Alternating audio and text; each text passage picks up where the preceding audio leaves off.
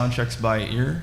So I'm gonna go pull up that laptop over there real quick. And we are about to hear ourselves live on the internet and then adjust our voices as so.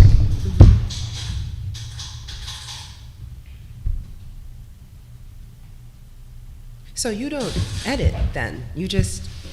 Well, yeah, no, you have to edit, right? Because I gotta clip everything up after. Well, yeah, but like if you're actually live... We're actually live. Then you're getting it live. All right, here we are. So you don't edit. Oh, okay. Well, yeah, no, you have to edit, right? Because I gotta clip everything up after. Well, yeah, so but sounds good to me. actually live. We're actually live. Then... All right, that sounds good. Okay. Okay, so we are actually live in the studio right now. What up? We just did the sound check. It's your boy, DJ Matchmaker. I'm out here with Britt, the one, the only.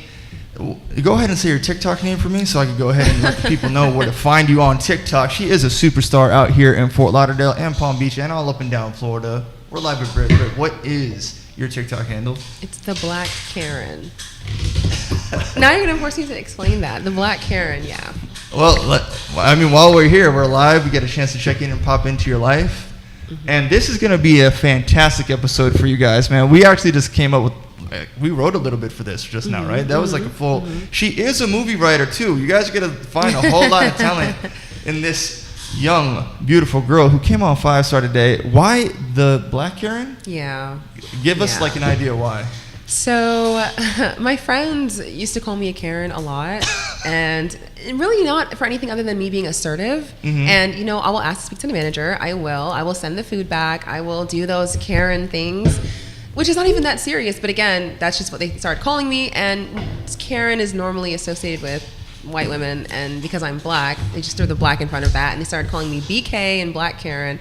And so I adopted the nickname because why not? Like, if it fits, if the shoe fits, wear it. Yeah. So can you explain the actual pendant you have the on? K necklace? I got a chance to ask you about that last night. Did you? Okay, yeah. And then you kind of gave me like the layers and the layers and the layers of that joke, and you just kind of did it right now. But who gave you the necklace? Who knows My this friend joke? Andre gave me this necklace for my 28th birthday. And I was like, are you serious? And he was like, yeah, like I'm dead serious, you know? So it was just, I'm like, what is the K for? He was like, Karen. I'm like, wow, okay. And I just never took it off. I just wear it.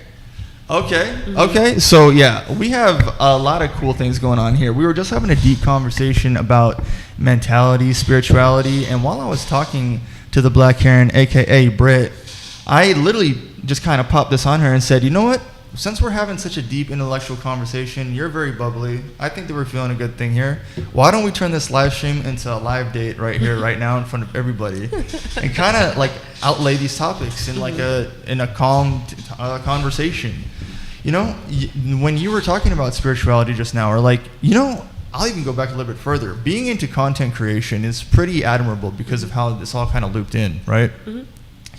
Getting a chance to talk about content creation and making it kind of gives you like a skilled structure on how to like lay out your day, lay out an achievement, and be something to the sum total of what you're pushing your passion in these days, right? It seems like if you wanted to be an actress, model, photographer, you have the skills to go and put your talents out there, but you've actually been able to accomplish a lot of structure through TikTok. So why don't you get us into like why you create or things that you like to talk about when you're creating before we dive into some of these other topics we have here? Why do I create? The original reason why, these are slipping off my head. The original reason why I started making content or why I made my TikTok was initially to spread awareness about BPD, which is borderline personality disorder, which is a disorder that I used to be, I guess I still technically have it, but I'm in remission, which is when you don't meet the criteria anymore. So I really just wanted to talk to people who have BPD or people who are not as far as I am in my recovery, that there's hope for you. I'm gonna have to put this in front of my bed. Hey, no. I'm gonna have to put it We're doing it live, man. We're doing it live. Is this just gonna keep sliding around? Don't worry, if we have to make any adjustments, if you need me to give you more slack or something, let me know. We do it live. Okay, all right. Yeah, it's all good. Okay, yeah, so like I was saying, I wanted to talk about it because I know that when you're diagnosed with a personality disorder, you're automatically told that there is no cure and that you're pretty much just your life stamp. And I really thought that was the truth, but ultimately while remission isn't a cure, you can live your life without actually feeling the effects of the disorder. So that was the original reason why I started making the page. Then after that, I was posting my experiences on my Instagram story, and my friends would comment and they'd be like, Brittany, put this on TikTok. Like, let's say a bad date, really, really bad date, or something like that. I would like basically just like say, oh my God, you guys listen to what just happened. Like, this is crazy. And they would be like, put it on TikTok, put it on TikTok. So I was like, okay, I guess. And that's just kind of how it began. Like, it was a mixture of me wanting to talk about mental health and my friends wanting me to tell the world about the mess that I get into. And the second story I posted went like semi-viral, and it was a bad date. So yeah. So what is dating like with borderline personality disorder, right? Because, not everybody even knows what BPD is or how to assess mental health or how to understand personality disorders. I think America's real first true insight to a recent personality disorder would have been NPD through Amber Heard, right? But people don't necessarily know the substructures of personality disorders or how to diagnose it. Or there actually is probably a girl that's very similar to yourself that has it right now and doesn't even have the understanding of how to diagnose its characteristics. How did you come to the self-awareness of even having such of a thing, then taking accountability for it, then giving yourself treatment and therapy and acceptance to understand that this is going to take some nurturing and healing to transition into who you are? Yeah, that's a great question. So first of all, BPD is hard to diagnose, and you have to see a psychiatrist, of course, and you might just have erratic behavior. Usually it starts with erratic behavior and chronic feelings of emptiness and things like that. And so if you start, for me personally, I was just like Googling my symptoms, and I was like, why do I feel this way? Why do I feel this way? Before I went and saw a professional who gave me the diagnosis. But basically, I just found myself struggling with relationships, like friendships. I just could not keep a friend to save my life. I had really bad anger issues, like severe anger issues. I just never felt like there was a point to anything. Like, why are we here? What are we doing? That was a constant thought. And just these things weighed on me. And eventually I just like looked it up. I'm like, what is this? And I went to see someone and they told me about it. And then I went through the constant questioning and all of that to get the diagnosis. Once I had the diagnosis, I didn't immediately do something about it. I just was like, oh, okay, that's interesting. Good to know. But over time, as your life continues to get destroyed, because that's the crux of BPD, it's like your life, you just destroy your life over and over again.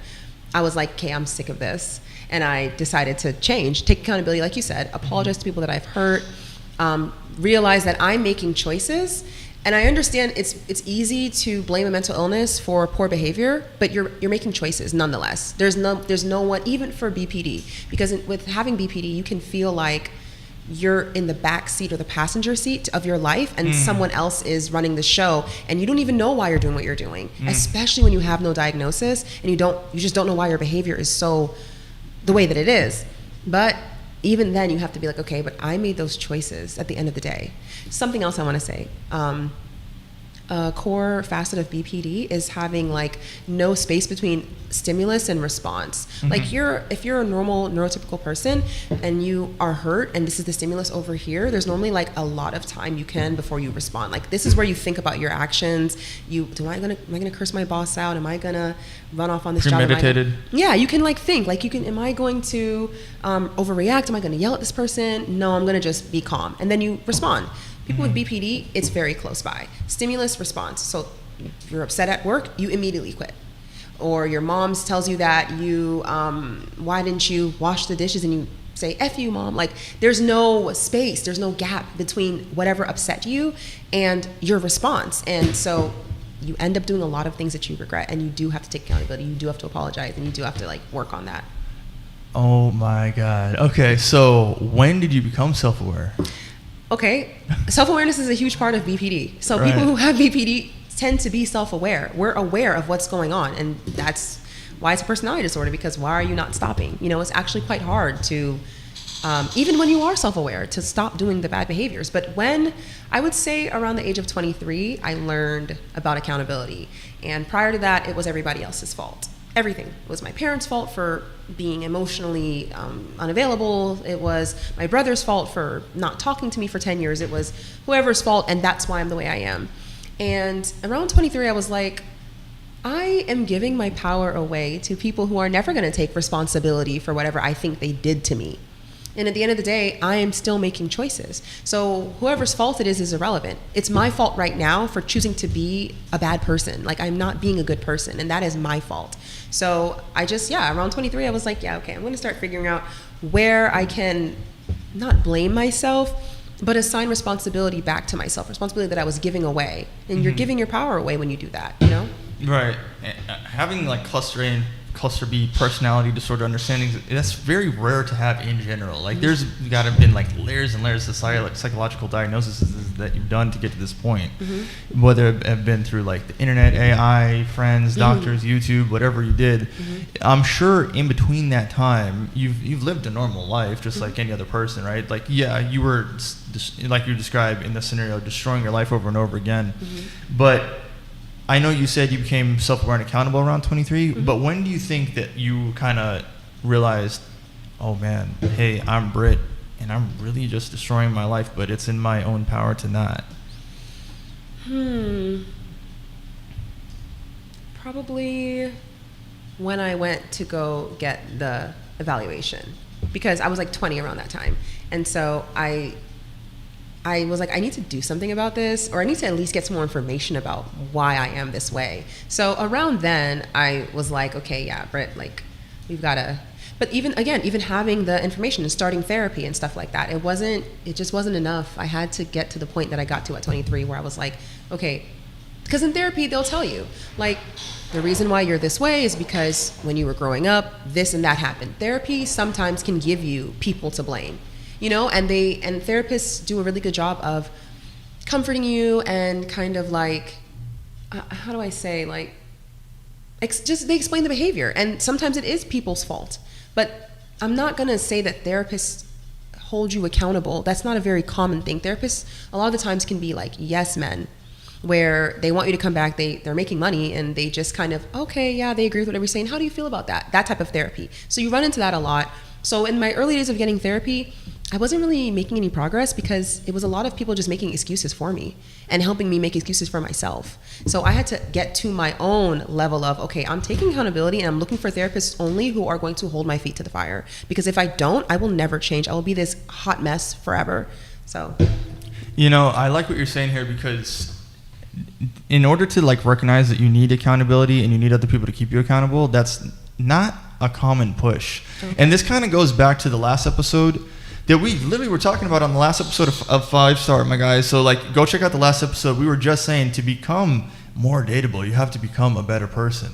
And literally, it just sounds like you're doing so much interpersonal work. We talk about this on the show all the time. Without interpersonal development, far and few between will anyone in America be successful in the world of dating. I mean, not let alone dating. You won't be good with your family, your friends. You said you were losing friends. And you are probably, how many times were you at work and just like, yo, fuck it? I rage quit like at least 2 jobs. I rage quit. I'm not going to lie to you. I just like walked out because don't piss me off. That was my motto. Don't piss me off. Yeah. But that was not sustainable. Now, here's an interesting question, right? Because not only is it hard to diagnose something like this, but also we're living in a world where girls can kind of be erratic or emotional, right?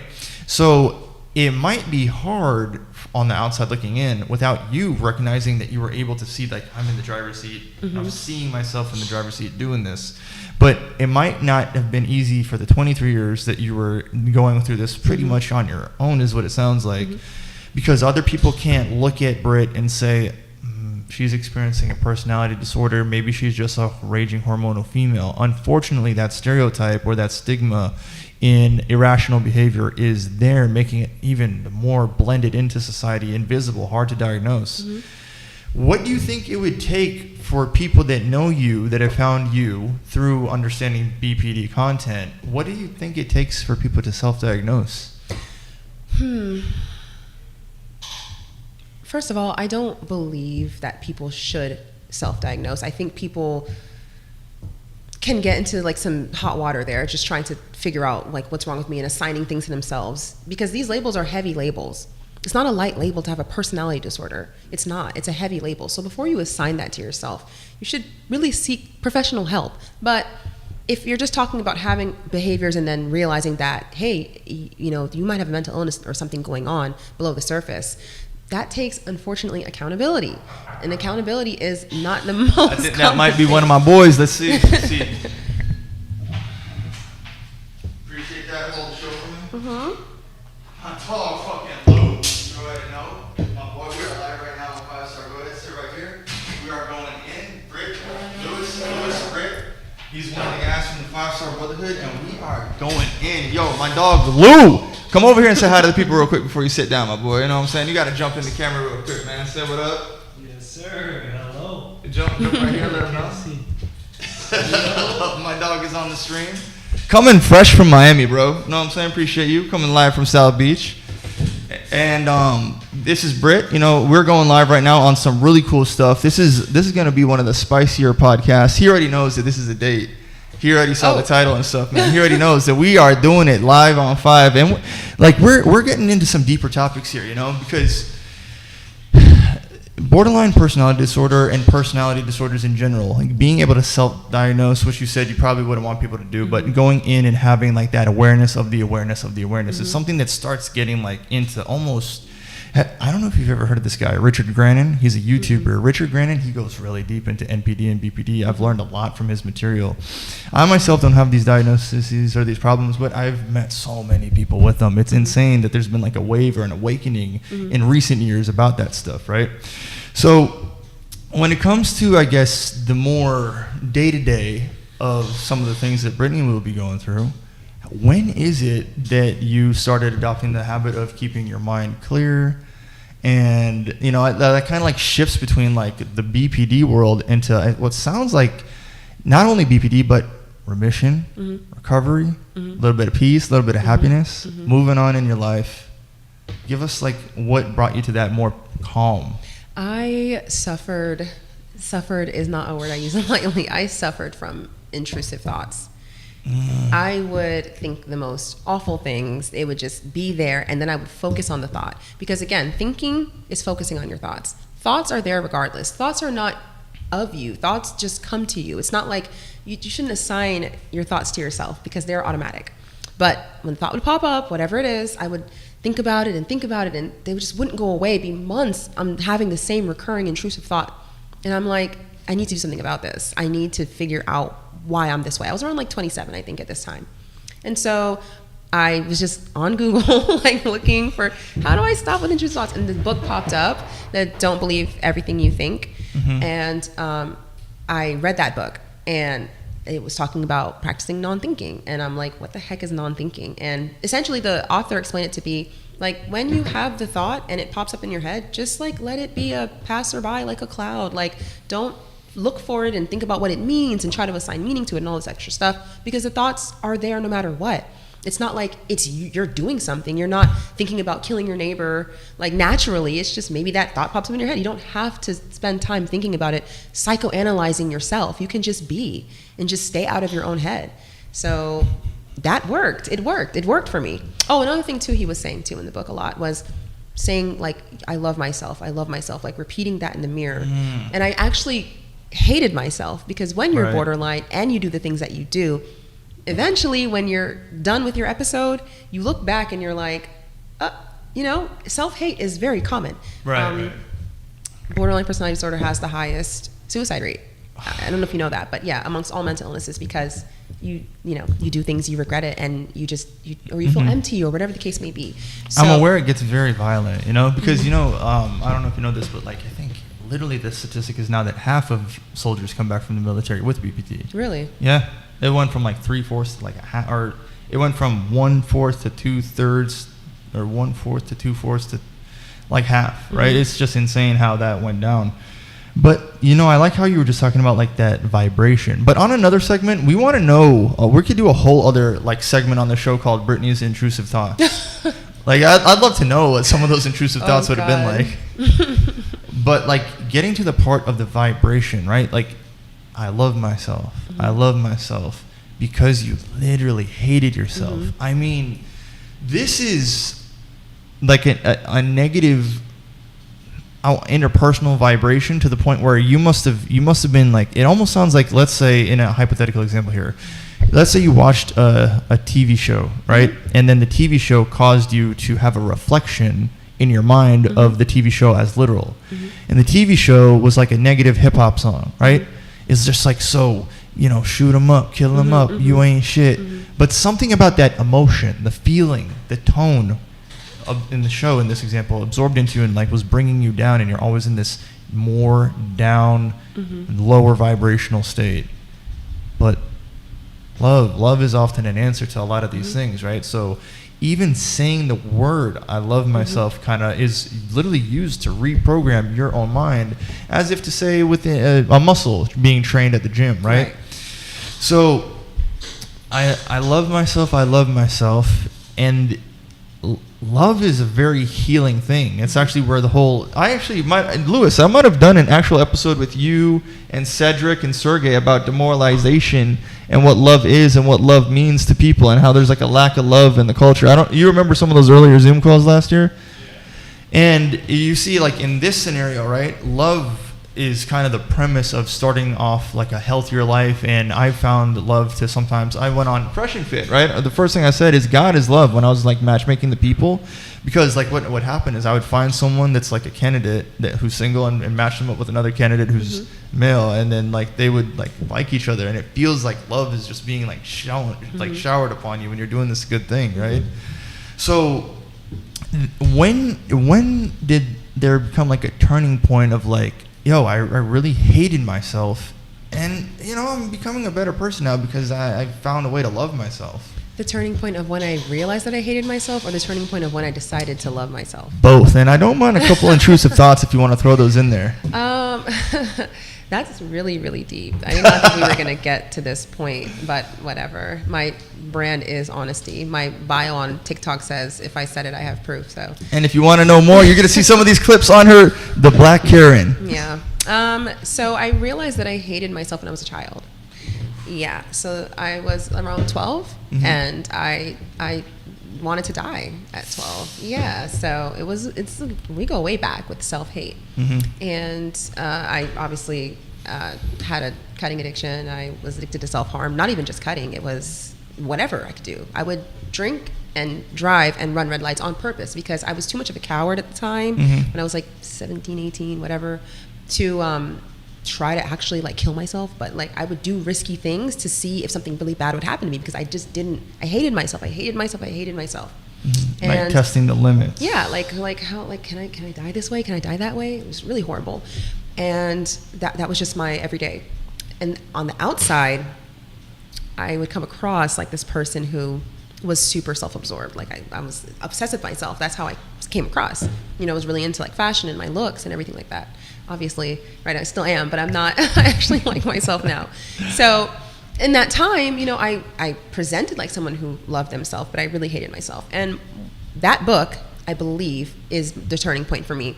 I read it, and I was like, okay, I'm going to try doing this. Which book? The Don't Believe Everything You Think. Okay, yes. I looked in the mirror, and I said, I love myself, and I started crying. I had never said it before in my life. So I was like, crying, like I didn't realize the tears were just coming, and I'm like, why am I crying right now? It was really, really, really, really radical for me. So I just began repeating it. Whenever I would have like just space in my thoughts, I would just start repeating it.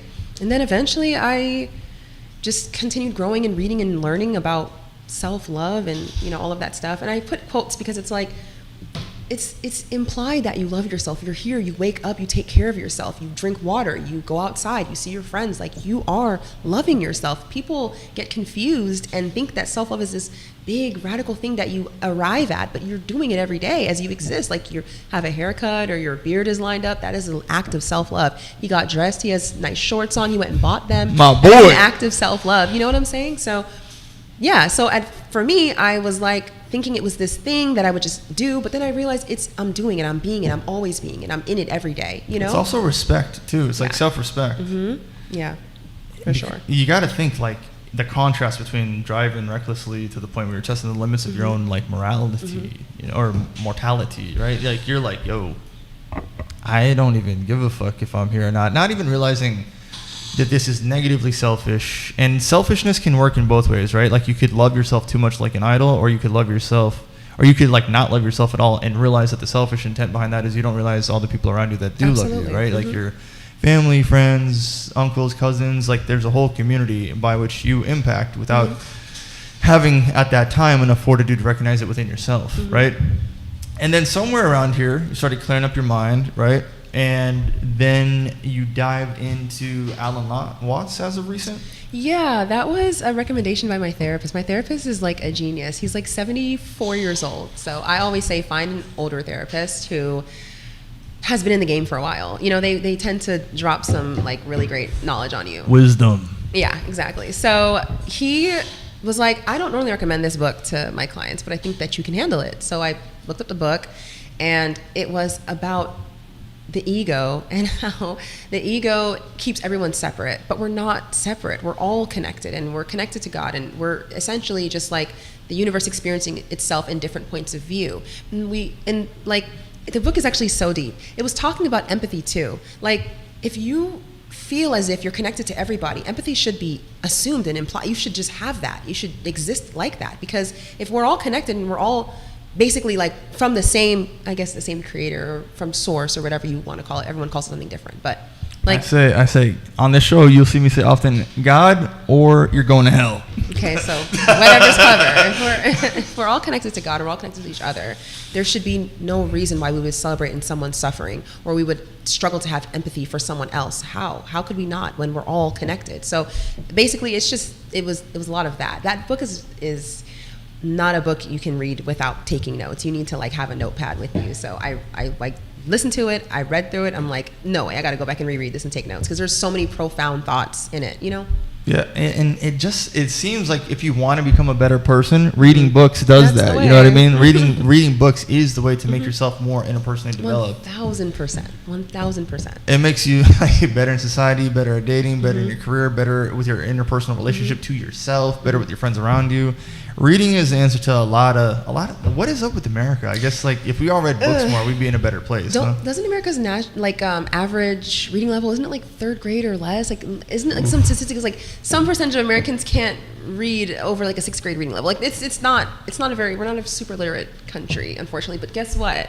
I just saw this statistic too. They did a survey of women, and they were rating or ranking their most attractive hobbies in men, and like 91% put reading. It was number one, that women like to see that in men. So if you're a man and you like girls, read. They might like you back for sure. You have really no choice. If you want to be a 5-star gentleman, you need to be a part of an upcoming book club. And we'll touch more on books later and how important that is. Now, okay, you've read some Alan Watts, and for most people, it's hard to kind of compartmentalize philosophy, science, and God in the modern day. I have some reasons as to understanding why these parts are disconnected, but give me an idea of where you were going with that earlier, when you felt like these things need to be quantified in different boxes or realms. Well, okay, so that's another really deep question. You ask these questions. Okay, so for one, the Bible has been translated a lot of times, and it's also up to interpretation. And I do believe that we have misinterpreted some things. The hell is a lake of fire idea, like who said that? Like, you know what I mean? Like, how do we know that that's actually what it says? God being a loving God and us all being pieces of God here on earth, why would he send any of us to a burning lake of fire? That doesn't make any sense. So I started to kind of like look at the Bible more as, okay, this is a human being's interpretation of what they were, you know, I guess a spiritual download or whatever. And I don't need to necessarily assign 100% truth or fact or validity to whatever I'm reading. I leave room for interpretation. That's why certain parts of Christianity believe in hell being, again, like a lake of fire. Some think it's eternal separation from God. Some think it's some other thing. Why do we all have different ideas? Why are there so many branches of Christianity? Right? We have Protestant. It doesn't make sense to have branches of Christianity. If you wanted to be a follower of Christ, there wouldn't be any other denominations. Right. Black and white. But that's where we're at. We have branches that don't eat pork because the Bible said don't eat pork, but the New Testament says you can eat pork, and all of that. So the base of my belief came from realizing that I do not have to have this hard and fast assumption of what the Bible is saying. I can leave room for interpretation. Like maybe this could have meant that, because sometimes in the Bible it will say like in Greek it's this word, in Hebrew it's this word. Well, what is it then? Like, you know. So started with that. Secondly, I realized that God created science. So if science was meant to disprove God, why would God have given people the ability to even be scientists? That doesn't make any sense either.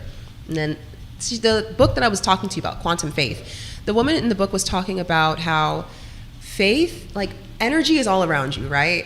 You talk about the observer effect. When you look at an atom, it will vibrate differently. Electrons will vibrate differently. I'm sure you know about that. So and I'll call it ether. Sure. Go ahead. So because of that, we know that energy is a thing that's around us. And she was saying, where you put your energy, essentially, it will determine what happens to you. So if you're focusing on how crappy your car is, or like, oh my God, I hate this piece of shit car, and the car breaks down, well, you just exuded that daily at your car, and your car broke down. So like she was saying that faith, which is belief in things that are unknown or unseen, you can have faith that your car sucks, and your car can prove it by breaking down. So let me try to tie it up so it can make sense to you. No, okay. Does it make sense to you? It's tracking. Okay, cool.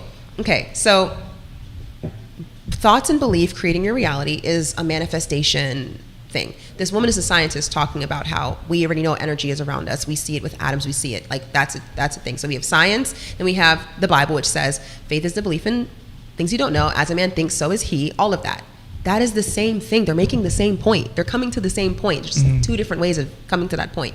So I feel like and another thing too, I think that Christians they don't like talking about faith as much because a lot of you Christians are pussies. I'm just gonna put that out there. Welcome to 5-Star, man. You are some soft ass Christians, and we gotta do better out here in America, because a lot of you are just too soft. You're not willing to stand up for your belief. You're not willing to fight for it. A lot of you Christian men let your wife run the house because you're a bitch. But here on 5-Star, we'll toughen you up and man you up, man. But give us the sauce. Yes, I was saying that in order to have faith, you have to have faith in your own life. So, for example, let's say a pastor is praying about a building fund or something like that, or he's talking about a building fund, or he wants a new building. He's been in a school or something and wants a bigger church. Well, if you preach faith, that as you think, so are you, and you can create your own reality. If you have a mustard seed of faith, you can move them out. And if you preach that and teach that, where's your building? Isn't that an absence of your own faith if you don't have what you want? So I feel like pastors and Christians don't talk about faith like that. They don't really want to push that agenda because it's going to prove that they're lacking faith. You know, I feel like God doesn't say no. A lack of accountability in these churches. I feel like God doesn't say no. I think we pay for our prayers in spiritual currency. That's our belief, our actual belief that this is going to happen. I believe in God. I'm not going to worry. The Bible literally says, don't worry, don't have anxiety. Look at the lilies, look at the birds. They all have what they need. What do you mean you can't have what you need? That's in the Bible. But we worry. We constantly worry. We constantly have anxiety. And that anxiety is a lack of faith. It just is. But again, a lot of Christians would have to look at themselves and be like, oh, I actually don't have any faith at all. I'm actually not living by the Bible. So I think we kind of dance around the topic of faith because it would be hard to say, my pastor has no faith, the deacon in the church has no faith. You know what I'm saying? Yeah. And not only that, but it is far and few between and very rare for me to run into another individual that understands spiritual currency at all. Far and few between. Give me a little insight into that. What do you know about that topic in that area? I never heard it from anybody else. I just kind of was thinking one day, I was in the car and I was thinking about why do some prayers get answered and some prayers don't get answered?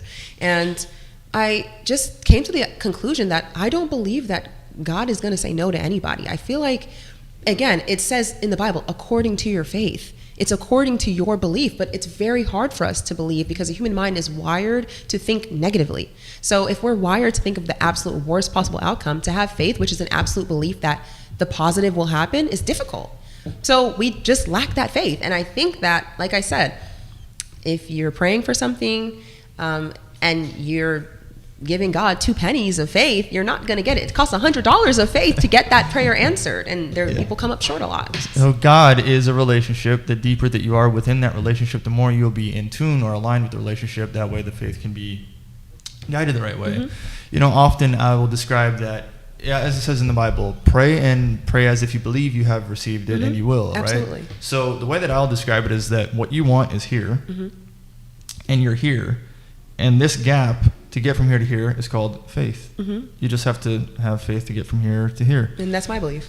Which is a very, very complicated topic to see Yeah. that you've been able to come to the understanding of. Now, spiritual currency, I'll just throw some please. sauce on this, right? Yeah. Spirit in the world of, are you able to see through the world through a spiritual lens, or are you just coming into this? Oh, I mean, I have, my parents are pastors, so I'm not new to spirituality. I was born into religion. Boom. Okay, so that shows a lot of knowledge, a lot of lifestyle. So in the world of spiritual currency, the blood of Jesus Christ will be the highest currency that you can have in that world, because blood actually does matter. Mm-hmm. There's deeper YouTube channels that will go into this, right? But when they're sacrificing babies to Baal and getting that blood represents innocence, and that innocence is an iniquity that can be stored up and used in the demonic realm, right? So what you'll have is very negative ways to have spiritual currency, and what they'll say, Satanists will say, is when I need to do witchcraft, what I'll do is I'll do these heinous evil things, but we can't get these heinous evil things to manifest anything demonic that we want until we start putting homosexual acts inside of it. And then when they do that, they're able to get a lot of demonic spiritual iniquity in order to have a currency in the kingdom of darkness. But things that will erase these things, because those things have literally no power when it comes to light or to God or to Jesus or to the better side of things, that again, healing, like we were talking about earlier, or love, your ability to guide, just saying the word love, that would mean that God spoke sound into creation, God spoke sound into existence. Jesus is a metaphor for love, and just the vibration of his name, which is love, can literally take what you're going through in a dark place, and just the reprogramming of the thought could put you in a better place, right? So we're always obeying the principles of spirituality and spiritual currency. And to see that you're just pulling piece after piece after piece after piece, it looks like your soul or your spirit is looking to connect so many dots all at once that you're getting a lot of fulfillment from reading all of these pages and putting together a bigger and bigger picture. And this is a beautiful thing. I'm sure that on some level, your pastor parents got to be very proud of you. I'll have you know, some of my most favorite books to read are missing books of the Bible, which is another controversial topic for a lot of people, right? But I've talked about this with Lewis before, my dog over there, you know what I'm saying? For example, you'll read the Bible and you're commonly told by the church to be scared to go, don't go any further than the 66 books. Don't do it. If you do this, you're doing a bad thing. But that's absolute cap. That's bullshit. If you really ask yourself, where is that coming from? Why is that happening? Why are people saying that? You would then get into a lot of different topics, right? So you'd get into God's system of numbers, right? You'd understand numbers. You'd understand creation. You'd understand the way that God makes all these different things. So when you're connecting these dots, one of the first things that I'll say about creation is that when God creates things, he creates them through, man, you know what, Lewis? This is actually taking me back to, I feel like I need to show you a video. But I'm not going to do it just yet. I'm going to see if I can keep this going and kind of just outline these things in pieces and see what we can connect here, right? Because, for example, let's say that you're reading the Bible, right? There's many books of the Bible mentioned in the Bible that aren't in the Bible. For example, the book of Enoch, right? That book is mentioned in the Bible, not in the Bible. The book of Jasher, mentioned in the Bible, not in the Bible. Book of Jubilee, mentioned in the Bible, not in the Bible. Book of the Wars of the Lords. I haven't even been able to find that book. That's a very hard book to find, right? Jesus Christ, born Hebrew, spoke Aramaic. That whole language is wiped out of existence. If Jesus was Jewish, why did he speak Aramaic? Nobody knows. Nobody can answer that question, right? But he would have been God, able to speak whatever language he feels like, whenever he feels like it, because he's God. The only God that had to become a man, whereas man is so cocky with their ego, all of the man are trying to become God, right? It's like this crazy inverted topic that we're living in, right?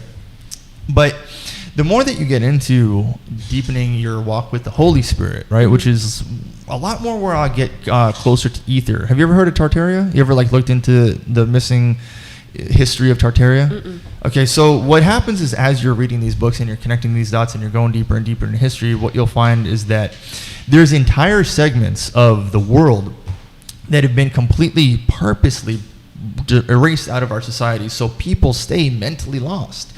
Now, a disorder is a little bit more something you can't control, but most people the deeper that you get into reading, have their beauty of their mind and their intelligence robbed from them at a very, very young age because of those books that I was just mentioning being missing. For every missing book of the Bible that I have read and been able to connect this as scripture or canon to the Bible or the Word of God or speak from God's breath out into paper from man writing it down, I've been able to see that for every book missing from society is a cancerous growth in society. For example, we have like a huge problem with feminism, the Jezebel spirit, women being very overly promiscuous and not good towards men in relationships is a common thing, right?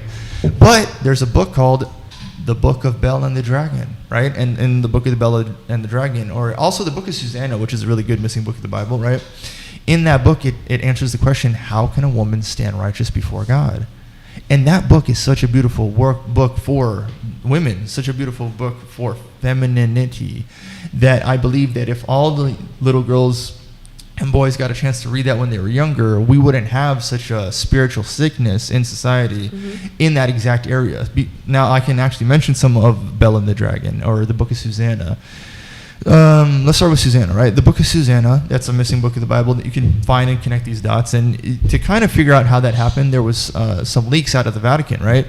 So there's 66 books that we have in the canonical King James book Bible from a company called Thomas Nelson, which is owned by News Corp, right?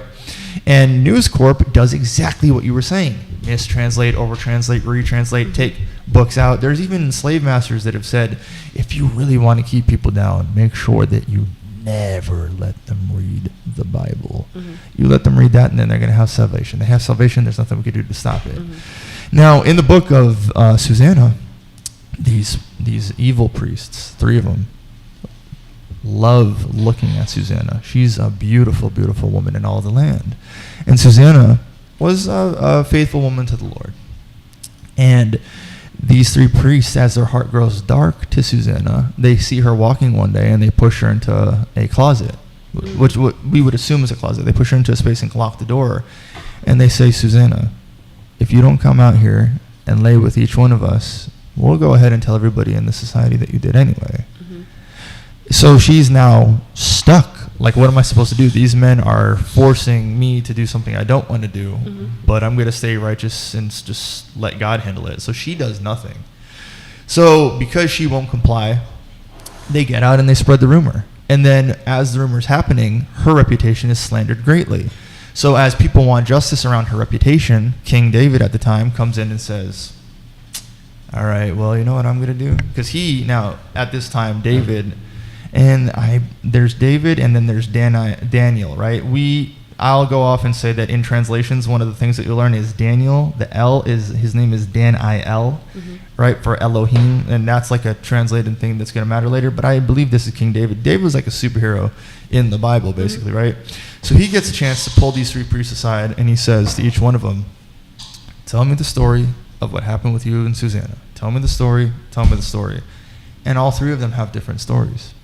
And because all 3 of them have different stories, and then he contrasted that with what Susanna said, he was able to confirm that she was telling the truth, and these 3 different men were all lying. So they ended up beheaded, and she was able to stand righteous before God with her sexuality, her purity, her beauty, her faith.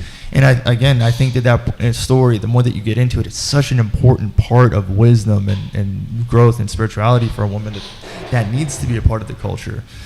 But having these things rejected from the culture, it's just, or like hidden from the culture, maliciously ripped out of the Bible, so you can't know these things, is going to cause people to be lost in nihilism or worthlessness, or the whole outer space thing that we talk about, like, you know, like I'm out here traveling on a ball, going far into the depths of space, and I'm viewing the world from a nihilistic way. But there's a video that I can show you here that kind of connects all the different plot points of the firmament and how the Christian faith says, you know, God created a dome and we're in the midst of the waters and he separated the waters from the waters. And through that way, you would see that God has created a place for you to be, and through the ether and through creation, you were created with purpose. The firmament would be very much like, if we were able to visualize it, if I were to take out your eye your pupil and put it on this desk right here, the firmament would look the same as your eye. The Book of Enoch, the Christians, I would say that a lot of Christians are actually very confused when they read the Book of Genesis, because the Book of Genesis goes so fast. It says that God picked up man from dust and breathed life into him. And if you go Yahweh, right? If you were to just like say it in the Hebrew way at the time, Yahweh. Like if you breathe, they kind of Yahweh. Like that's breathing. The breath of life is literally God, right? Like that's literally what it is. You'll see that in the Book of Enoch, there's actually a little bit more to that story, right? He'll say that the sun, it's local, it's here, right above the surface, and it's made of trillions of angels. It'll go on to say that there's 7 different ingredients, and again, back to numbers. God creates things in very perfect numbers in a beautiful way. So everything from creation is aligned in a very specific way. It'll say that your eyes are made of light. Your bones are made of the stone. And there's 7 different ingredients that he paints all together, including the dust, to make man. And that when Adam was made, there's a whole other book that I could connect it to. It's called the First and Second Book of Adam and Eve, which would come right before Genesis, because Genesis moves really fast. But the First and Second Book of Adam and Eve would give you the ability to say, like, when Adam was created, he was actually in his glorified body, and none of us know that. We think that when God created man, it's like this, but this is flesh. And we don't have the part of the story to know that when God was created before sin, he was floating around this firmament from a glorified body made of light that's able to shine. And his job at that time was naming animals and doing what he had to do. God puts Adam down, takes a rib out, makes Eve, she's floating around in a glorified body. And in that book, when Lucifer comes down, which ironically, I'll kind of show you something right here, right? If I were to show you the video that I was going to say, God, he is up in New Jerusalem. That would be where we have the Aurora Borealis. That would be the northern star. That would be like Polaris. It always stays in the same spot. The world says we're moving really fast on a globe, but the firmament model says, no, everything is staying still. And Polaris, the northern star, is always there. So from God being here and sitting at the top of the firmament dome is the Aurora Borealis, the green emerald lights that are always floating from God's throne, which is very similar to your iris, right? And the Garden of Eden would have been at the very center of the firmament, much like your pupil is at the center. So Satan, who tried to literally seat his throne above God, was smited out of heaven, literally below God, because God says, so too am I higher than you, so too are my ways higher than your ways. So you ask a child, where's God? Up. Where's heaven? Up. Where's hell? Down. My boy, Dantes, bro, I didn't even see you here. So then, that's my co-host, know what I'm saying? We got the whole squad up in this motherfucker, right? So then when God lands here, he was going to land in the Garden of Eden, but Lucifer, who knew this and had a relationship with God, went and deceived Eve, right? And the crazy thing about, like, when you get into Hebrew scripture is that you'll see that the seraphim, there's another book called the Book of Amram, right? You got to read that book too. And it talks about how these angels had serpent-like skin. So when Lucifer jumped from that skin into the skin of a snake, the story has meaning. It didn't randomly happen. So when he is in here and he's deceiving Eve, and then Eve gives Adam that apple, or like we call it the fruit of the knowledge of good and evil. Keep in mind, the tree of life is also in the firmament in the spiritual sense. Then when he bit the fruit, only then did he become flesh. And that is literally why we are sinners. That's why we are trying to figure out what's going on, because we have a body made of flesh. And if we knew that we were glorified first, we'd have a better understanding, because we think in Genesis that the story starts in this form, but it doesn't. And then when you get into Tartaria, you'll see that when Jesus came back, that there was a millennial reign of Christ ruling for 1,000 years, but we're trained in the world to know it as the dark ages, not the light ages, which is exactly the opposite. When there's like disease and famine, when you go and you see that there's like a bunch of buildings that are hidden in history, that like we had a mud flood that covered up civilization. So if you dig deeper and deeper, you'll see that there's all these buildings showing you the remnants of civilizations before us, much like recently there's something going on in Egypt where there's like huge pillars underneath, right? Yeah. You're seeing that there's this whole world that was bigger than us because humans were even bigger than us at this time. And we're connecting all these dots, and now we're starting to really see where we fit in this timeline, where we fit in this equation. But the reason I'm showing you the firmament model is because most people don't have an understanding of this, and what I'm saying is that they don't have an understanding of this, which is causing them to be blind in their mind. Which leads me to Plato's allegory. Often when I'm in situations with people, they'll say that when I speak, I'm speaking from a place of Plato's allegory, where I can see the light so clearly. Because in my own personal life, me, Chris, this guy, has spent such a time developing a relationship with God and asking for knowledge and wisdom that I've been nothing but receiving exactly what you said based on faith. Able to keep getting clarity on these things to the point where I perceive the world through light, to the point where I can only perceive it that way, where it's almost impossible for me to relate to how I used to think back in the day when I was listening mostly to Alan Watts. Now, again, no shame on this guy, you know what I'm saying? He was very fun to listen to, very cool, very like out there, but like those dots didn't connect well as like what was written down by God, you know what I mean? And it just connects it in such a way to where when you were talking about these things, I was like, man, I can tell that this girl is reading. She's connecting so many different pieces. I wanted to go deeper into how you were like getting into now the quantum field of these things, right? Give me a little bit about that. How do you look at the quantum reality based on all these things we've connected here? I don't even know if I can get deeper about that. That is something that I'm still trying to figure out. You know, like I really. A lot of existence is really confusing. You know, I just don't, even what you just said about us not having flesh previously. And a lot of people say that we're a spirit, like in a meat sack, like, but we're really a spirit. Like that's what we are. We're like, you know, light, like you said. But I like, what, are we even here? Are we existing? Are we brains in a lab? Like the Matrix? Are we actually people? Is this a simulation? Is this real? I don't know. But the reading that I was doing about God and science and the Bible was just that there's a lot of overlap, really, like I said, and that we don't have to exclude them. But when it comes to like existence and all of that, I don't know. I don't want to have a crisis on live because it's just a very confusing thing. I don't know. There's too many theories and too many theories make sense that I can't really narrow down what I actually believe, you know? So yeah, I don't. So right, real quick, I'm gonna do a little topic shift because me and her are going all over the place, right? We're going through some really cool topics here, and we're getting like so many different things. So there's gonna be a whole other episode where me and Brittany talking about like the spiritual side of things, because I think we could, if we wanted to, we could make a whole series out of that, and that would be very interesting. Just contrasting and comparing what is out there to talk about, right? But on the topic of anime, that sounds like something you know a lot about.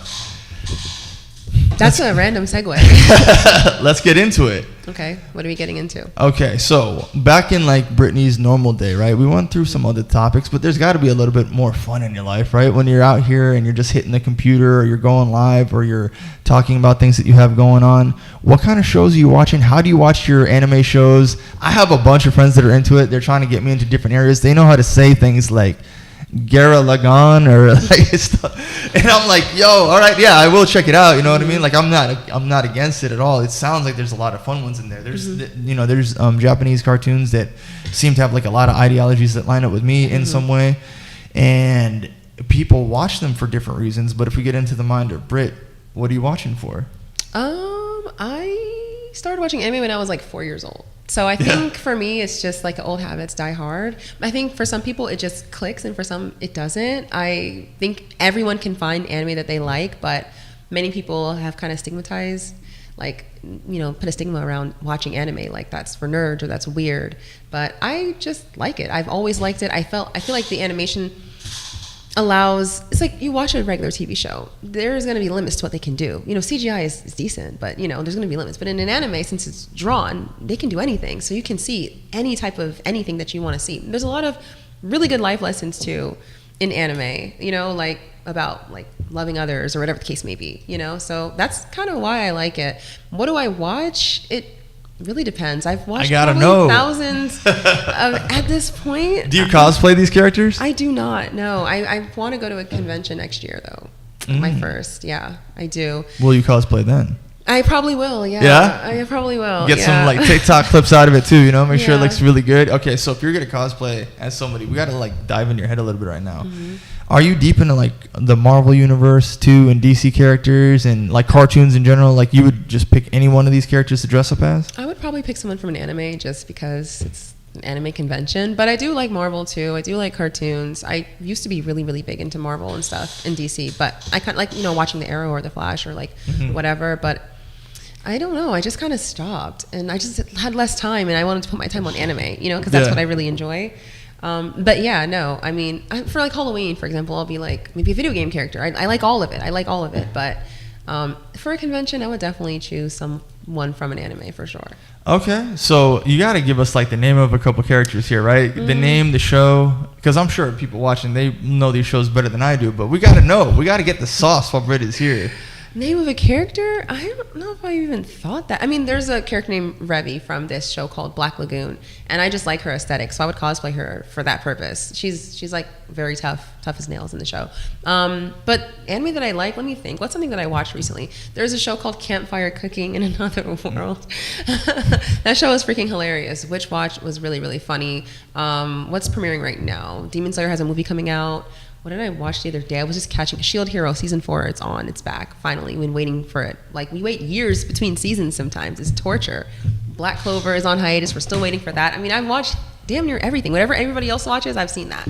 You know? Okay, so you've seen it, but like now, what does the character look like, right? The one that you mentioned, Revy, right? I'll show you her.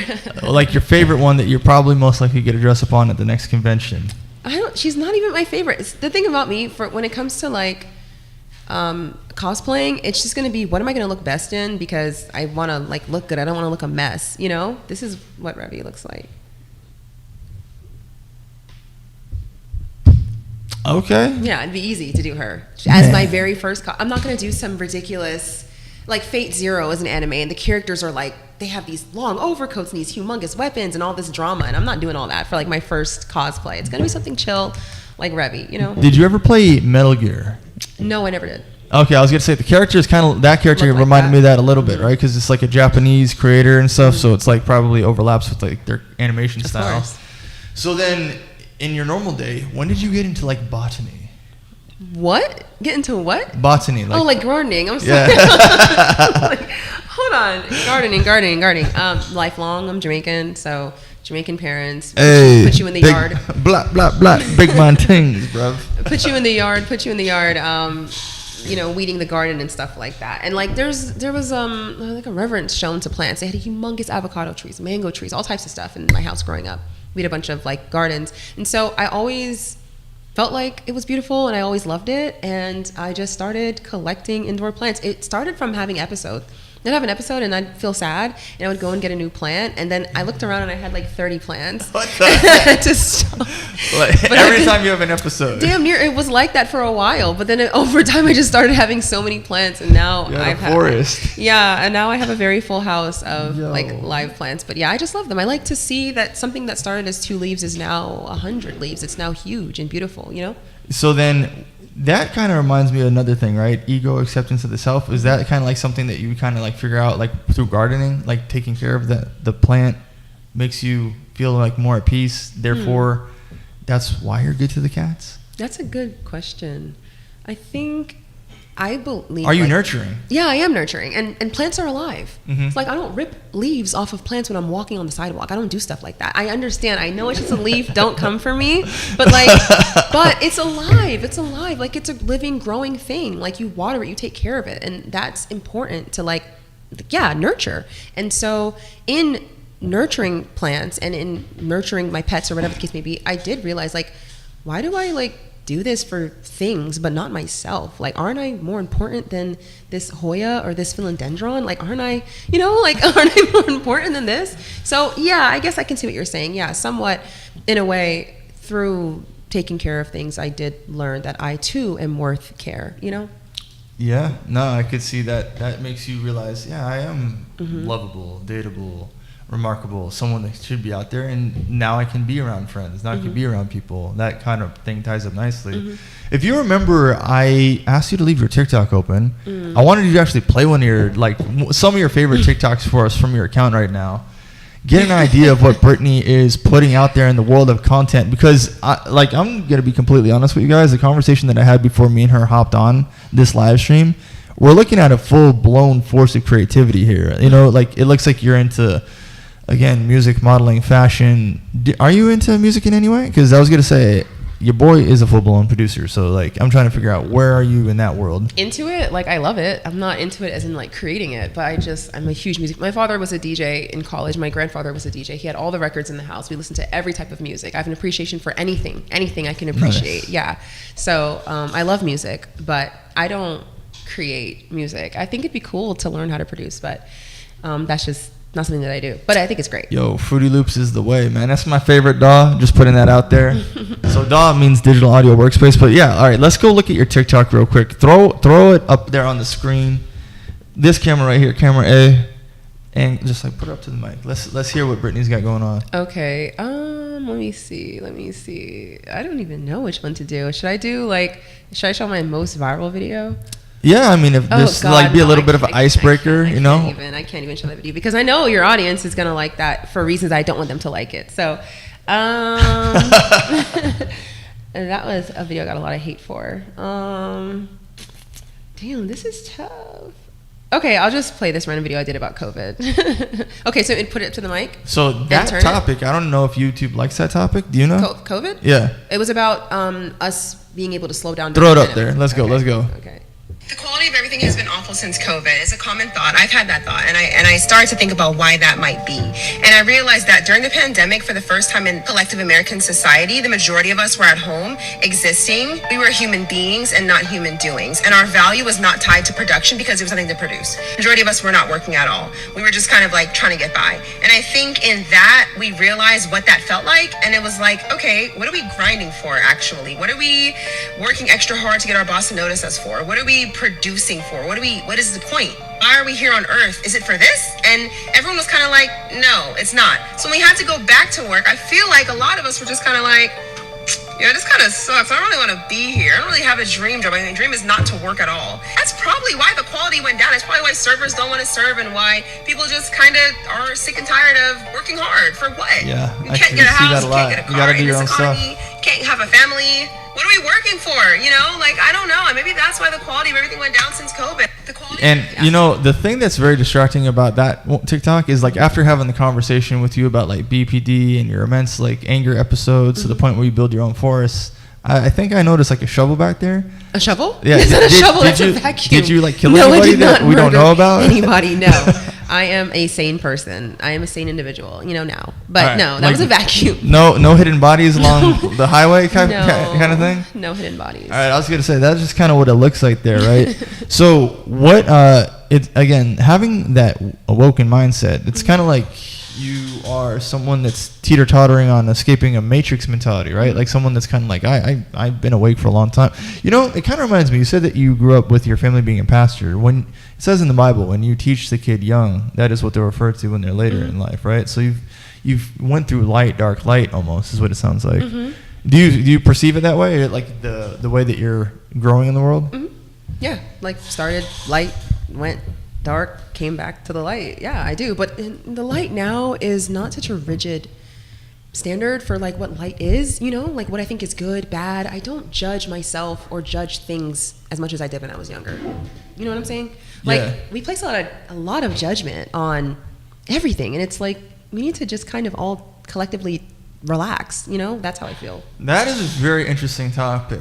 Now, I actually want to go a little further into that, right? Because myself on this pod, I've been saying shit like, yo, we are here to judge the living shit out of you, right? But maybe we're not. What does it mean in your mentality when we're spending too much time judging mentality, people, things, customs, society? Give me an idea. I mean, sure. Okay, sure. We can judge like America is a super capitalistic society that, moves too fast and we have the wrong morals or the wrong whatever. We can judge that. But I'm just saying, like, judging ourselves and judging others, I think we need to just let people do what they want to do. We need to mind our business more as a collective. That's just kind of how I feel. Now, of course, I make content. So some of my content is going to be about something that I saw or what someone said, sure. But in my core, in my day to day, I just feel like we could just all help ourselves by relaxing a bit and kind of just let people enjoy things, let people do things, like just let people, like let people, end of sentence. Interesting. Now, if we do that, right?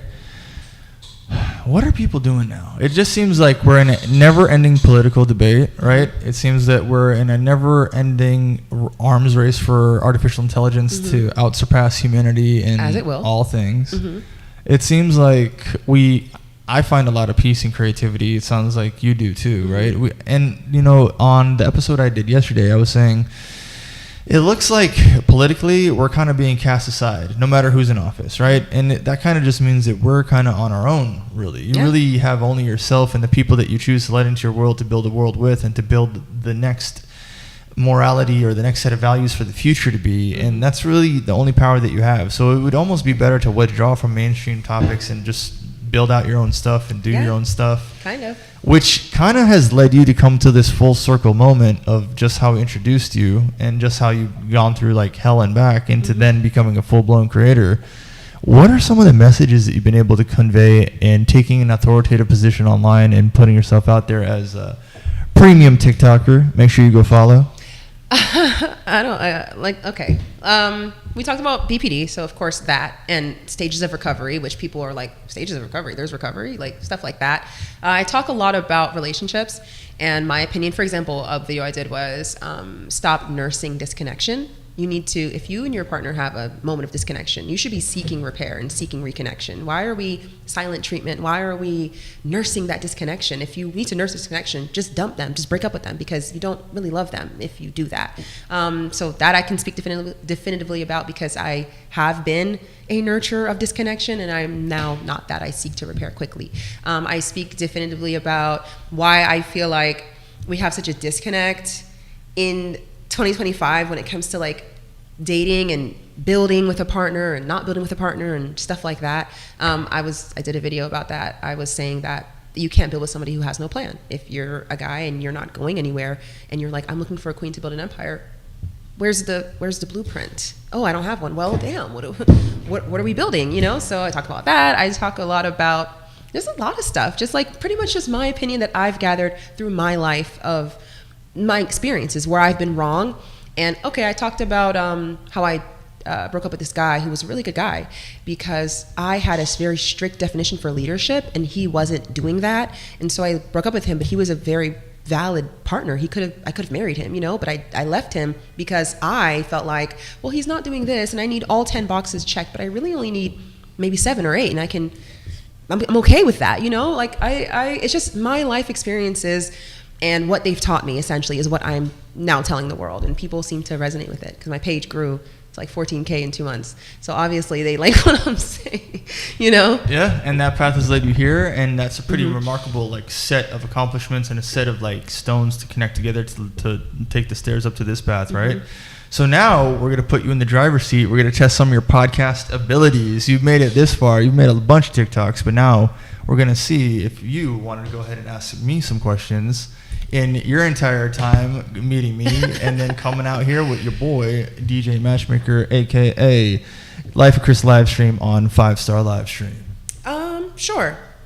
Sure, actually, because you said a lot of stuff, and I did not agree with everything that you said, of course. Yeah, that's what we're here to do. But I am not argumentative, so I can listen and respect and understand and gauge your perspective and be like, okay, interesting. Something you mentioned earlier when you were talking about how books are left out in the Bible and how you think that a lot of the world, I'm like shivering right now. I don't know why I'm so cold. I'm sorry. But is it cold? No, you're fine.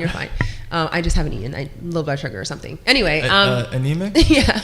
Oh, man, we got to get you some I know, I got to eat something. But anyway, like I was saying, you were mentioning that if these books were in the Bible and the kids were taught these lessons, we wouldn't have such of the issues that we have now. One of the issues mentioned were women being promiscuous and having a Jezebel spirit. And I hear that a lot. I've been hearing that a lot on TikTok. And I know who Jezebel is, but I didn't know how popular that terminology was until, posting on TikTok and being online. And something that I want to know, if you do in your live with your audience, who is mostly men, I'm assuming, do you hold men accountable? Because to be a Jezebel spirit, you have to lay with a man. So what about that man who's also partaking in that? Do you hold the men accountable for also being another thing too? It's like OnlyFans or content creation and stuff like that. In order to have a big market, $1 billion market where women are making millions of dollars selling pictures and videos of themselves, it's not other women buying it. So it's men. So do you hold your people accountable for being a part of all of that? All of the stuff that you're saying is wrong with the world and the feminine woman who she was or whatever, the biblical woman, is a man in every single, you know what I'm saying? In every scenario, there's a man right next to the woman. Yeah, no, I think that's a good question. So let me open it up the best that I can, all right? So I'll start off with holding men accountable. My boy Lewis, do we let motherfuckers slack in our brotherhood, bro? If you want to date a girl, do you need to be rich? Do you need to be on time? Do you need to be buff? Do you need to be a leader? Do you need to be a top-notch man? Do you need to be a fucking 5-star gentleman, a 5-star G to even qualify to take a lady out and before you waste her fucking time? That's what I'm saying. Not only do we keep men accountable, we shape them into superstars. Get it? Stars. But there's a reason for this, right? There's like, I am just Chris. I'm just a guy. But where does this ideology come from? Well, let's start all the way back to late Genesis, right? God gave man dominion over the earth. So everything that is a fault of the earth truly starts with man. Everything that's suffering in society, it's men's responsibility. That's like the first ideological understanding. In fact, because that is coming from the Bible, that's the frame of like mentality and terminology that we're coming from to begin with. Then that's why it is that way, right? And I always kind of point back to this Christian umbrella, and it usually looks like this. It looks like God, man, women, children. There's a hierarchy to life, right? So God is the creator, and God created man. God entrusted man to have dominion over the earth. Woman is the helper, and the children listen to both the parents and God until the children, you know, it's like a toroidal field. The earth is a toroidal field. It just keeps, the word is living, right? It's like the Bible is not old, it is current, right? So then when it comes to, I guess the next part of your question was chastising female promiscuity, right? Why do we do that? Okay. Yeah, how do we leave out the man that she's laying with? Oh, okay, Jezebel. Okay, we don't leave out the man at all, but let's start with Jezebel, right?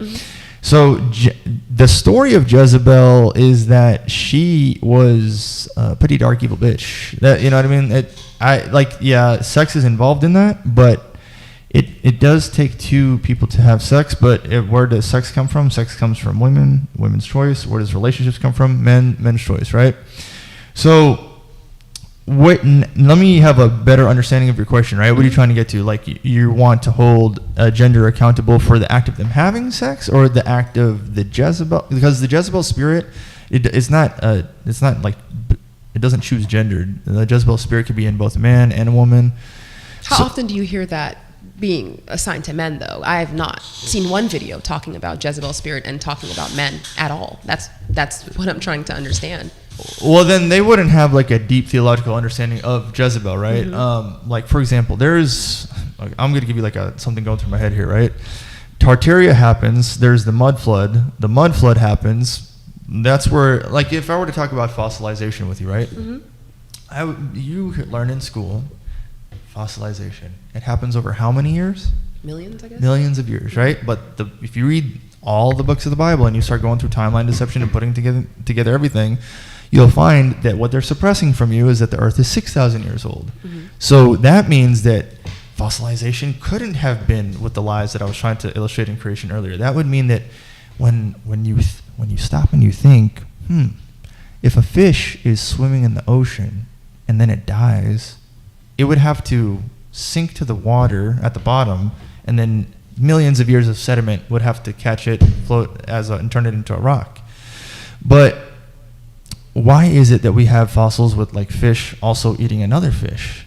How could it eat another fish? You learn what to think in school. You don't learn how to think. If you knew how to think, you would just know fish float when they die, right? So there's two catastrophic instances that happened in Earth that we know about. There was the Great Flood, and most Christians know about that. But if you go into Tartaria, there was the mud flood. The mud flood happened, and then when both the Great Flood and the mud flood, you'll learn that when fossilization happens, it happens in such a catastrophically quick event that fossilization is instantaneous. It happens immediately. It's exactly the opposite of what you learned. So when you have that understanding, then that leads me back to the first movie ever made in Hollywood ever, Metropolis, right? Metropolis is like, it's like a demonic movie. It really has like a upside down pentagram, and then a robot comes out, and then the Whore of Babylon comes out, and the Whore of Babylon is like the super version of like the Jezebel spirit, right? It's like this dragon with the 7-headed dragon. Like if we said you go through the setup and the payoff, first it was a snake, now it's a dragon, right? It's like a huge setup and payoff. Now the Jezebel spirit in the story of Jezebel, who was deeply a controlling spirit, it's very easy to understand this, right? Very dark, very evil queen, be controlling of men. The spirit is demonic, and what is demonic to begin with, right? Demonic is that there were. Have you ever heard of the Watcher Angels? You ever? This might be new for you, right? Maybe. Book of Enoch. Yeah. Book of Enoch. There's the Watcher's Angels, right? You probably heard of these angels before. Azazel, Samyaza. There's like different. There's like a whole 12 of them. They would best be understood as what we call the Illuminati today, but nobody knows about that because they don't read that book. They tell you to not read that book. But what happens is that Lucifer and these fallen angels came and they had sex with women. And then they had giants. God does the great flood. The great flood kills the Nephilim, which is half human, half angel. Correct. And the disembodied spirits live here on earth with us because they have nowhere to go. They can't go up into the heavenly realm, and they can't necessarily go down past the ocean water to the gates of Sheol because they are in dormant as where they died. Here, disembodied spirits on the fractal plane. So what happens is that the deeper that you get into like Aleister Crowley or the Church of Satan, you'll see that Aleister Crowley was worshiping something called ayahuasca, right? And you look it up, it's spelled AIWASS. And then you also get into details that people started ayahuasca churches, and for some reason these things sound similar. I don't know why. It's like ayahuasca. Now AIOS is coming out. That kind of sounds the same, right? But they get you to mix some fruits together and some teas together and go out and talk to a shaman and drink this tea. And when you listen to people's encounter with ayahuasca, it's always like they met this golden black thing and they call it God. And it's clearly not God. It's the Nephilim. It's the disembodied spirits on the fractal plane. Interesting. And the reason that they do that is because you have what they want, a human vessel to jump in. They can't do it. If they jump inside you, it's called demon possession. Now, whether the spirit be a demonic spirit from hell or a Nephilim spirit or the Jezebel spirit, it's not genderless what it jumps in. It can jump into a man and it can jump into a woman. And Jezebel was a woman. It started with her, but it can jump into both. So you would have to then be able to listen to what the demon's saying. And there's so many people that you could just listen to podcasts and like you listen to people's ideology and see like what they're most loyal to. If they're most loyal to something that's darker and darker and darker, I don't even need to tell you what that is. But if it's going higher and higher and higher, like somebody who recognizes that they need to say that I love myself to myself and go on a higher ascent up through the ether and onto God, you'll see there's a huge disconnect in ideology, and that leads you down the path of the light or the demonic. Okay. That's fair. So you would be more of an exception to the rule of the use of that terminology because, again, like I said, when I see it, it's normally directed at women and not men. But you're saying that it could be anybody who exhibits a certain type of behavior, and that could be the spirit. Now, just curious also, too, Jezebel was a person, right? You believe that this was an individual who was walking on earth and living a life. And you believe that, right? Okay, so, and she had parents, right? Obviously, to be able to be born. Do you ever consider like what she may have went through that made her the way that she was? Do you ever think, or from an empathetic standpoint of like, what did you go through to turn into an evil person who was controlling, or whatever the case may be? Like, do you ever, like, since you're very into the Bible and into history, do you ever consider like motivations for people in the Bible and why they did what they did?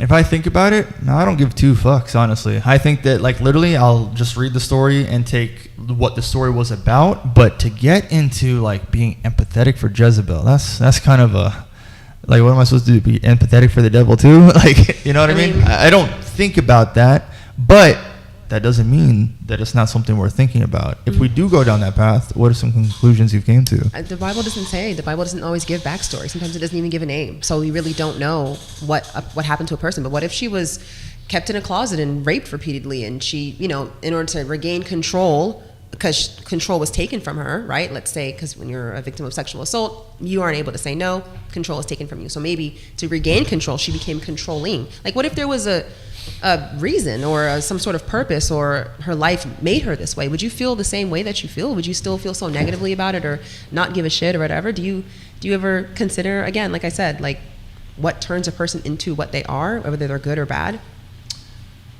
I absolutely can answer this question because there's a guiding architecture to how you're supposed to interpret these things, and I can make that pretty simple. I think before the book that has Jezebel in it, there is the story of Cain and Abel, right? And in the first and second book of Adam and Eve, before Genesis, in the story of Cain and Abel, it goes a lot in more depth and more detail, right? What would happen is that after Adam had fallen, he knew that he would actually go out into the ocean, and most people don't know what the ocean is, right? Like when God comes back and lands the why did Jesus walk on water, right? When God lands New Jerusalem on earth, the oceans will recede. Why? Because God opened up the firmament heavenly gates to wash away sin. So as the story goes, the ocean water is the remnants. That ocean right there is the remnants of the great flood of Noah. So the reason Jesus walked on that water, as you would get to understand, is he can't mix with that sinful shit, and that is the gates to hell. So let's go back over to Cain and Abel, right? After before the flood, pre-Adamic or pre-Diluvian era, Adam would go and he would put himself out there and he'd worship God, and then he started building altars and giving good things unto the Lord, and then God would zap it, and in the book it would say that the smell would be so fervent and beautiful and delicious, and the incenses would be an aroma, and it would be an amazing experience when he is giving onto the altar. So then he goes on and he has sons. One is Cain and one is Abel. When Abel would put stuff on the altar, Abel was good of heart. Abel loved doing this for God. Right. It was something that he looked forward to. It was a beautiful thing for him to do, and when he would put his offerings before the Lord, the same thing would happen. He would zap it, and it would be a delicious, fervent smell. God was showing nothing but love to Abel and Adam and his family. And Cain had a wicked heart. And the illustration would go on to say that God knows the hearts of man, because see, Cain, he would do what he was told to do. He would go and put the fruit, the things on the altar to make a delicious sacrifice for God. But his heart was wicked. So Cain would put things on the altar, but God would not zap those things. So then if I take that mentality and apply it to someone like Jezebel, it sounds like her alignment was with Satan anyway. So that causes me to be less empathetic in my walk of life and the way that I interpret reality as an individual through my lens. I don't think everyone is as hardcore as me. I don't think everyone sees things as hardcore as I do. But it's pretty clear that she's choosing sides, right, in the story. So, like, as per the story, I think, okay, she's a queen in the kingdom of darkness, and my allegiance is always going to be towards God or Jesus Christ. So, deuces, you want to be an evil, condemning bitch and be ruthless, do your evil thing. But I've never considered empathy towards her, but you have? Empathy towards the 5-year-old that was a 5-year-old at one point, the 6-year-old who wasn't evil, or the baby who wasn't born evil. No one's born evil. We become evil through life. Life, whatever happens in our lives, can make us into an evil person. Or you could have a disorder, right? Antisocial personality disorder or something like that. And not all the people with ASPD are evil, but if your brain and the chemicals in your brain, your neurotransmitters, make it to where you cannot feel empathy for another human being, that's not your fault. Is it? It's not. How could it be? Now, of course, what you choose to do is your choice. We talk about choice and accountability. So you become a serial killer. That's your fault. That's your choice. But you didn't pick the brain that made you lack empathy, is all I'm saying. So I guess my worldview is different than yours in that I can find something for everyone. There's always something. There's something that you can feel like, I wonder. You can at least consider it. I feel like everyone deserves some level of consideration about how did you become that? What happened? Like, a lot of it is your fault because you made a lot of choices, but there's going to be some parts of that that's not your fault and not your choice. And that's just all I'm saying. So I understand your point of view, and there's no deeper question to that question. I just wanted to know if you'd ever thought about that. And you said, no, not really, and that's valid. But back to the original question that I was saying. We're going to put aside Jezebel spirits because, again, like, that's, I feel like it's popping on TikTok right now? It's a buzzword right now, yeah, and I don't like buzzwords. They're sometimes really annoying. But I think, and I want to know your opinion too about this, in these discussions about women, including on your podcast, body counts and things like that come up. And I think it's not a appropriate or like proper message to act like a woman with 40 bodies is sleeping with men with one body each. You know what I'm saying? Like, those men also slept around, but for some reason the woman is condemned, but the man is not. The woman is condemned while the man she laid with is not. And I don't know where that started and what that's about. So in your opinion, why is that? Why is that the case? Why is it that women's body counts come up in conversations but men's don't? Or the man that they slept with don't? Your co-host in one of the videos said that a woman will sleep with a bunch of guys in college and come back home and find a chill guy who was just working on himself and marry him, and he has no idea that she was hoeing in college. But like, what if he was hoeing in his hometown? What if they're both hoes being hoes together now? Like, I don't understand how the assumption is that the woman is just this loose, promiscuous being, as if she's not all having casual sex with men who are also having casual sex with her, you know? Mm-hmm. It's a really good thing to bring up, and I love bringing up this topic. It's one of my favorite of all time. Let's get into this, right? Mm-hmm. Have you ever heard of the can of soda example? Did you see that? Mm-mm. All right, so I'll give you can of soda example, and then there is also this one girl that I want to bring up in the book of Lamech of Cain, which is another missing book of the Bible, and her name was Nema. That's what it was, Nema. I'm going to give you the story of Nema as well, right? Is it possible to just give me your opinion without referencing a metaphor or a Bible, or just you, Chris, the individual? Yeah. You have to have your own like thoughts. Why is a girl that sleeps with a lot of dudes disgusting? And a man not? Well, men and women are not the same. They're not equal. Do you think men and women are the same equally with sexuality? For example, virginity. Is it something that pertains to men or to women? And purity, does that pertain to men or women? It pertains to both. Pertains to both. Mm-hmm. That's where the disconnect is. Now, the disconnect is there because a man having sex with a lot of women is not the same as a woman having sex with a lot of men. And very much like can of soda example that I was going to give you. Like, for example, if I was to have a can of soda and I put my hand on it, and then you put your hand on it, and it's Sprite, and then he puts his hand on it, then he puts his hand on it, and then you drink this Sprite, it still tastes like Sprite, right? Like, you could drink it and it's still Sprite. I guess, yeah. But women are a much more sensitive, delicate, beautiful thing. Now, let's say that I stuck my finger in the can of soda, and then you stuck your finger in the can of soda, and then he stuck his finger in the can of soda, and then he stuck his finger in the can of soda. Would you want to drink that soda? We're not cans of soda. But you are women, right? And there's purity. So when it comes to like a woman's sexuality, it is not the same as a man's sexuality at all. I think that's an excuse that men make to excuse bad behavior, like men sleeping around and over-consuming porn and things of that nature. There's a lot of moving parts there, but that isn't correct, right? Because even the way that women are biologically set up, women don't usually want to have sex with many, many men, but some of them do, and that is unfortunately a mistake that they have to like pay for later. Now, wait. Women are biologically, especially primitively, desiring, reproducing with the top men, right? So back in caveman days, the woman is going to want to have kids with the strongest men, multiple of them. And the idea that women's sexual appetite is less than men has been disproven. Women's sexual appetite is not less than men. Women are as voracious as men.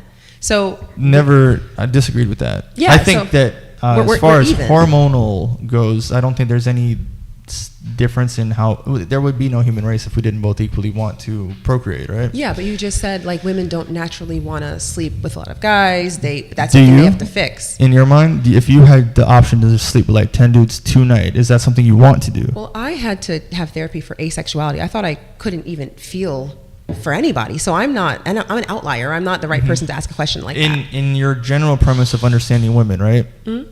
Let's say that women are emotionally bonding to a man that they have sex with. I would say that, like, if I was giving advice to my daughter, I would say, hey, sweetie, listen.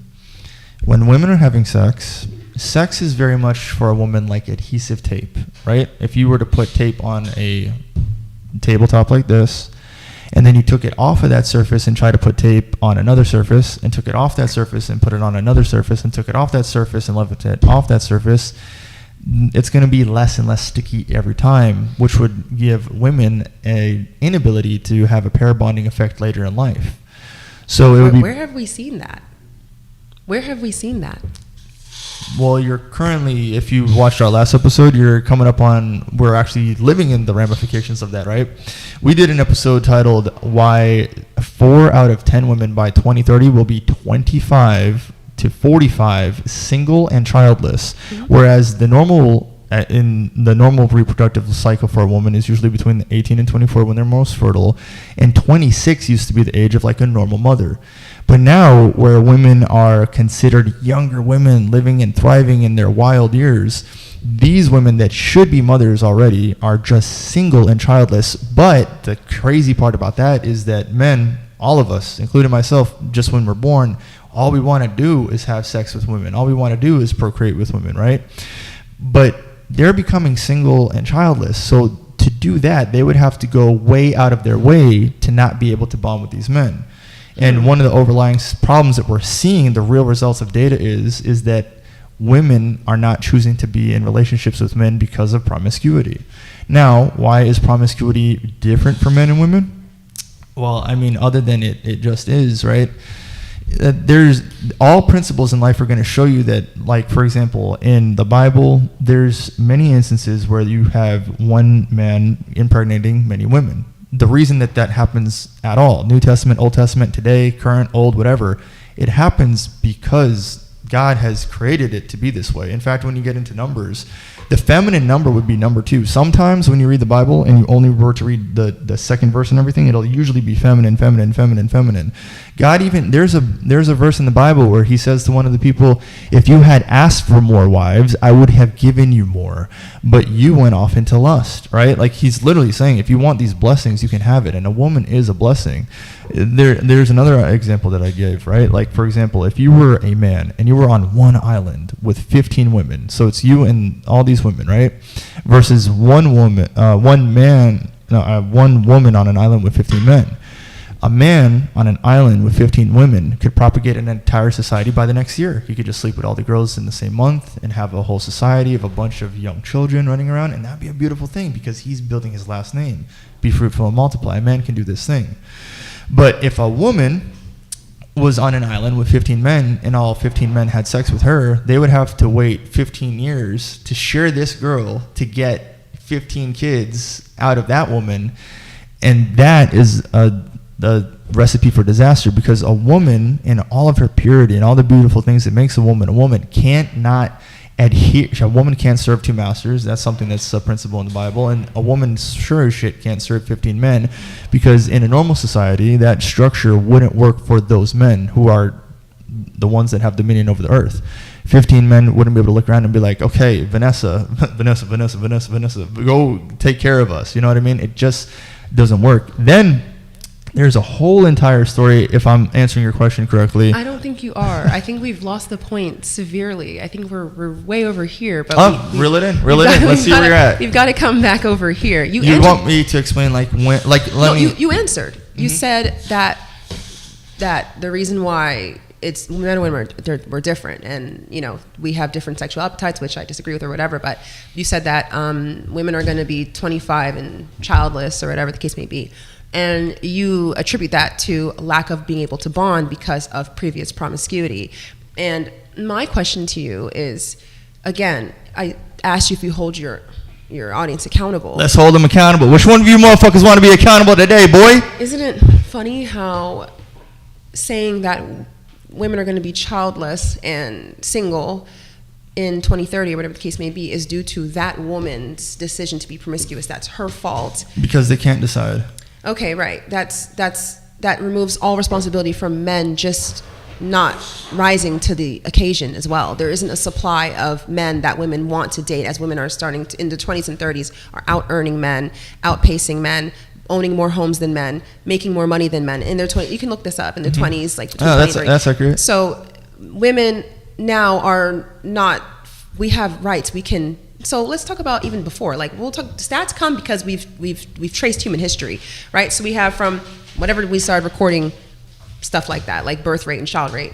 Women didn't have any rights. We couldn't work. We could only be wives. Women were being sold as wives. Women were Sounds being amazing. promised as wives. Whatever the case may be. So women, we couldn't choose. So the reason why the birth rate was high and all of that stuff is because women didn't have a choice. Women now have choice. And this assumes oppression, right? You're trying to say like women were oppressed? Because I say women never were said never the word oppressed. I never said the word oppressed. What are you suggesting that like women, like, are women not more free now than ever? Yeah, so I'm saying like we didn't have a choice before, and So now, with all their freedom, the stats show that they're choosing less?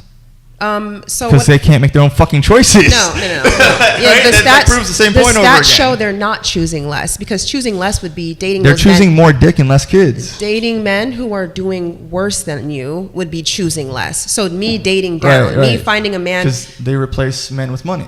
They Okay. have more money. They have more money. They have community. They don't They have need better. a man. They have better jobs. Right, they yeah. have.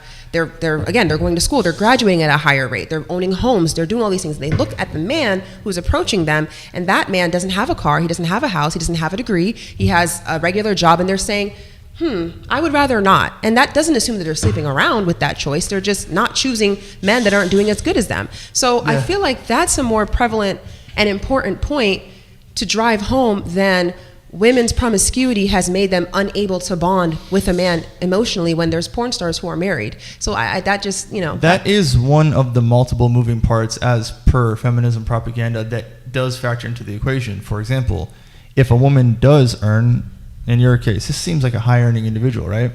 If she is a high earning individual, fantastic. Let's say she's earning $100,000 a year, but she's looking at men that are earning like $20,000 a year or something, and she doesn't see them as dateable. Mm-hmm. Of course, why would she? And that's why we say we're not asking you to train. We're not asking women to change what they're attracted to. If she's attracted to that, fucking become that. But that isn't happening in society. In fact, this is where things get very like conflated, right? The thing is as if women in the propaganda, they'll act as if they are oppressed when men want to just build homes. We're not talking. I want to bring us back to the point again, because you said that I'm the podcast host now. Let's bring back to the point. Nobody used the word oppressed, and I don't want that word. I'm not saying you said that, but the propaganda is. But I'm the one that. talking, and I'm the one who never said anything about being oppressed. I do not believe that women are oppressed. I believe that all types of people, everyone's oppressed in some way, shape, or form. But there's not this general woman oppression that's just going on. I don't believe that. That's not what I said.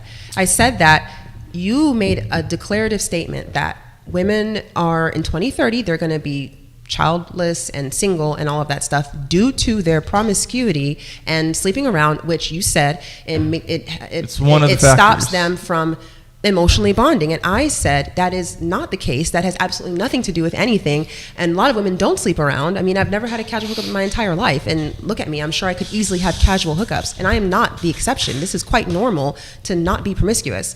But again, it is quite normal for women to be promiscuous. To not be promiscuous. That's pretty common. No, that's why the body count thing is such an issue. Women used to shame women out of having more than just one, but now women won't. Like, for example, if I asked you right now, give me a number of men that a woman could sleep with. What is the number where she's an absolute hoe?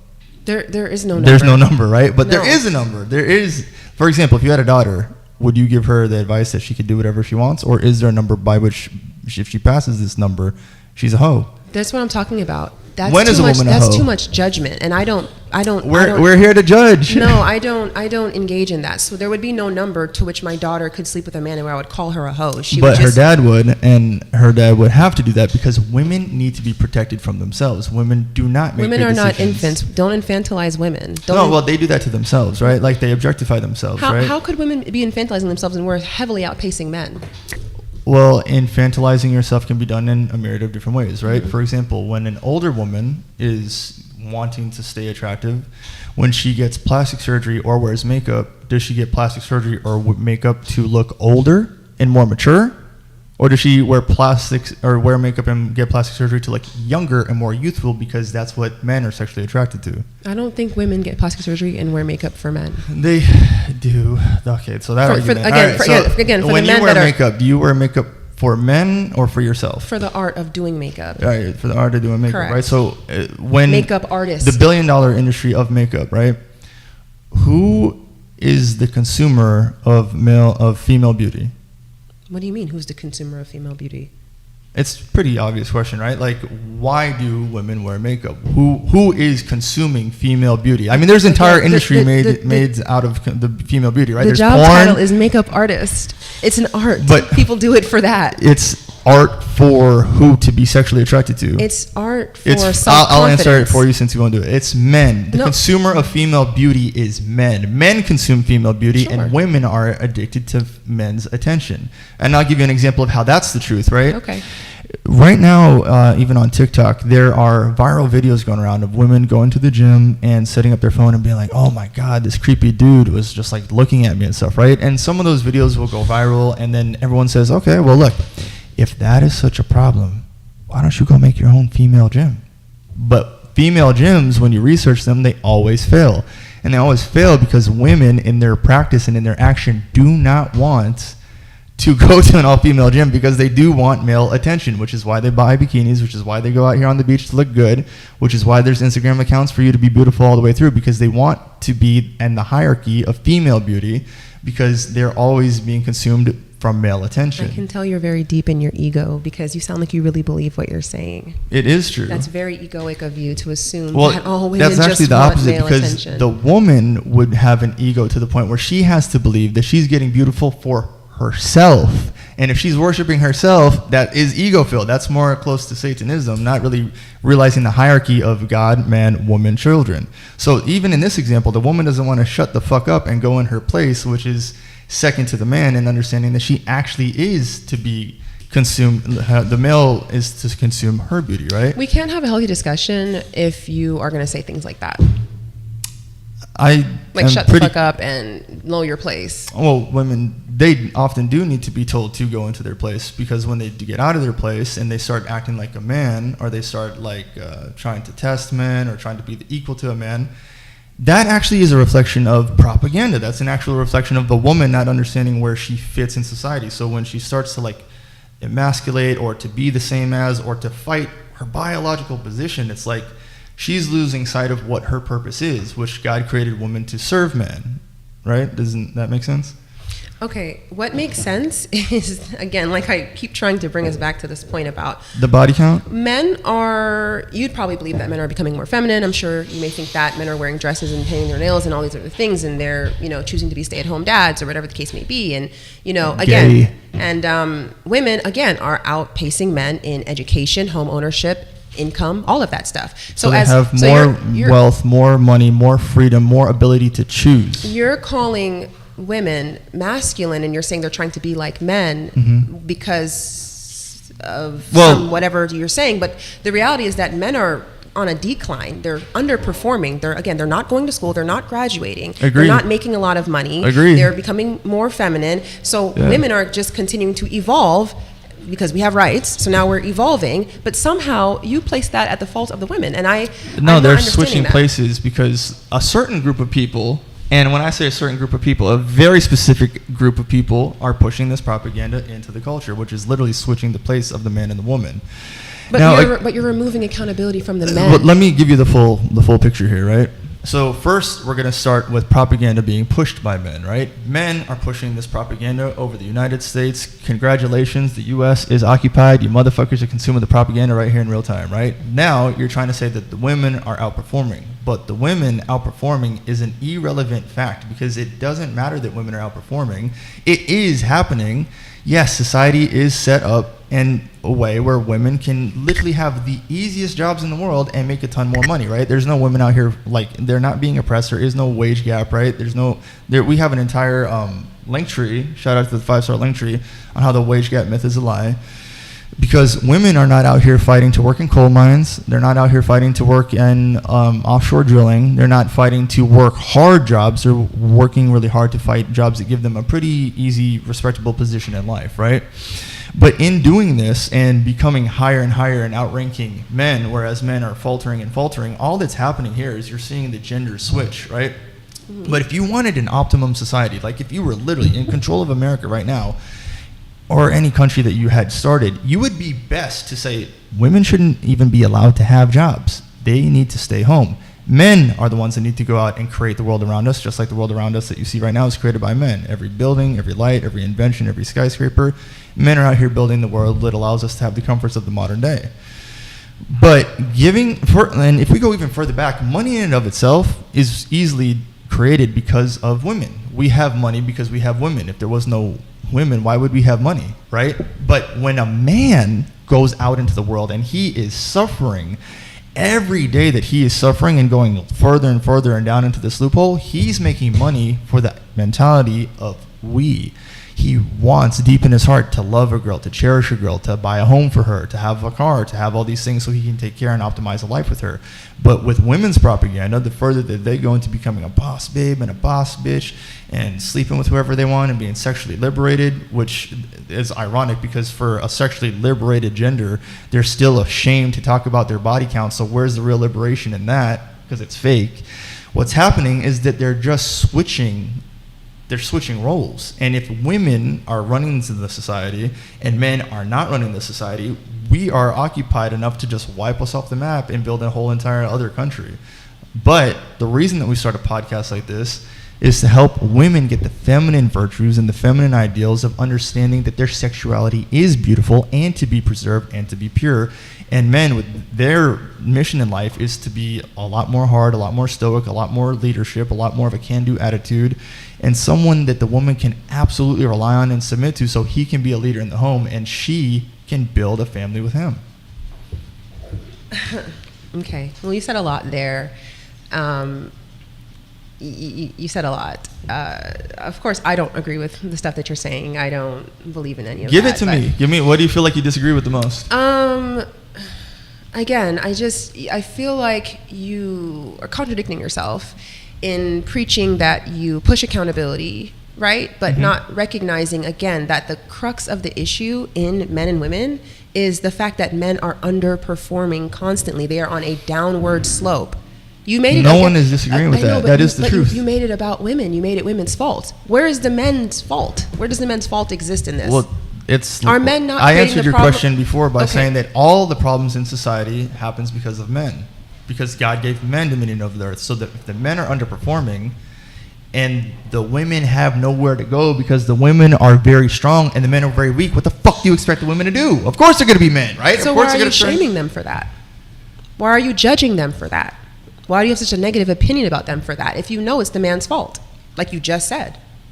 I don't do any of those things. I don't feel any of the things that you're saying. What do you mean? You just sat here and shamed women. We shame their promiscuity for sure. We shame what they do with their body because they make bad choices. But as for them being in a career, good for you. That's got nothing to do with us. We're not mad at that over here on this side of the internet. I'm just saying because that is unfortunately reality. The genders need to switch, but it's opposite right now. The genders need to switch, but the men aren't doing anything to switch the genders back. And that's why we started this podcast, to make men better men. Are behaving like they're oppressed. Now, here's what happened. Well, they're kind of pussies. So here's what happens, right? Normally when I'm doing this show and I meet women for the first time and I ask them what's their dating experience like, one of the first things that they say is men are too soft. That's literally the first thing that they say. How can we fault them for that? No one's disagreeing with that at all. Yeah, I mean, I wasn't even saying they were soft. I was just saying they're underperforming, like in a real way. Like again, like I said, women are outpacing men. So I guess, like I'm saying, we're harder on those men than you can possibly believe. Like, are we not hard on those fucking men that are not performing, not making? Bro, this dude is hustling. He made fucking robots.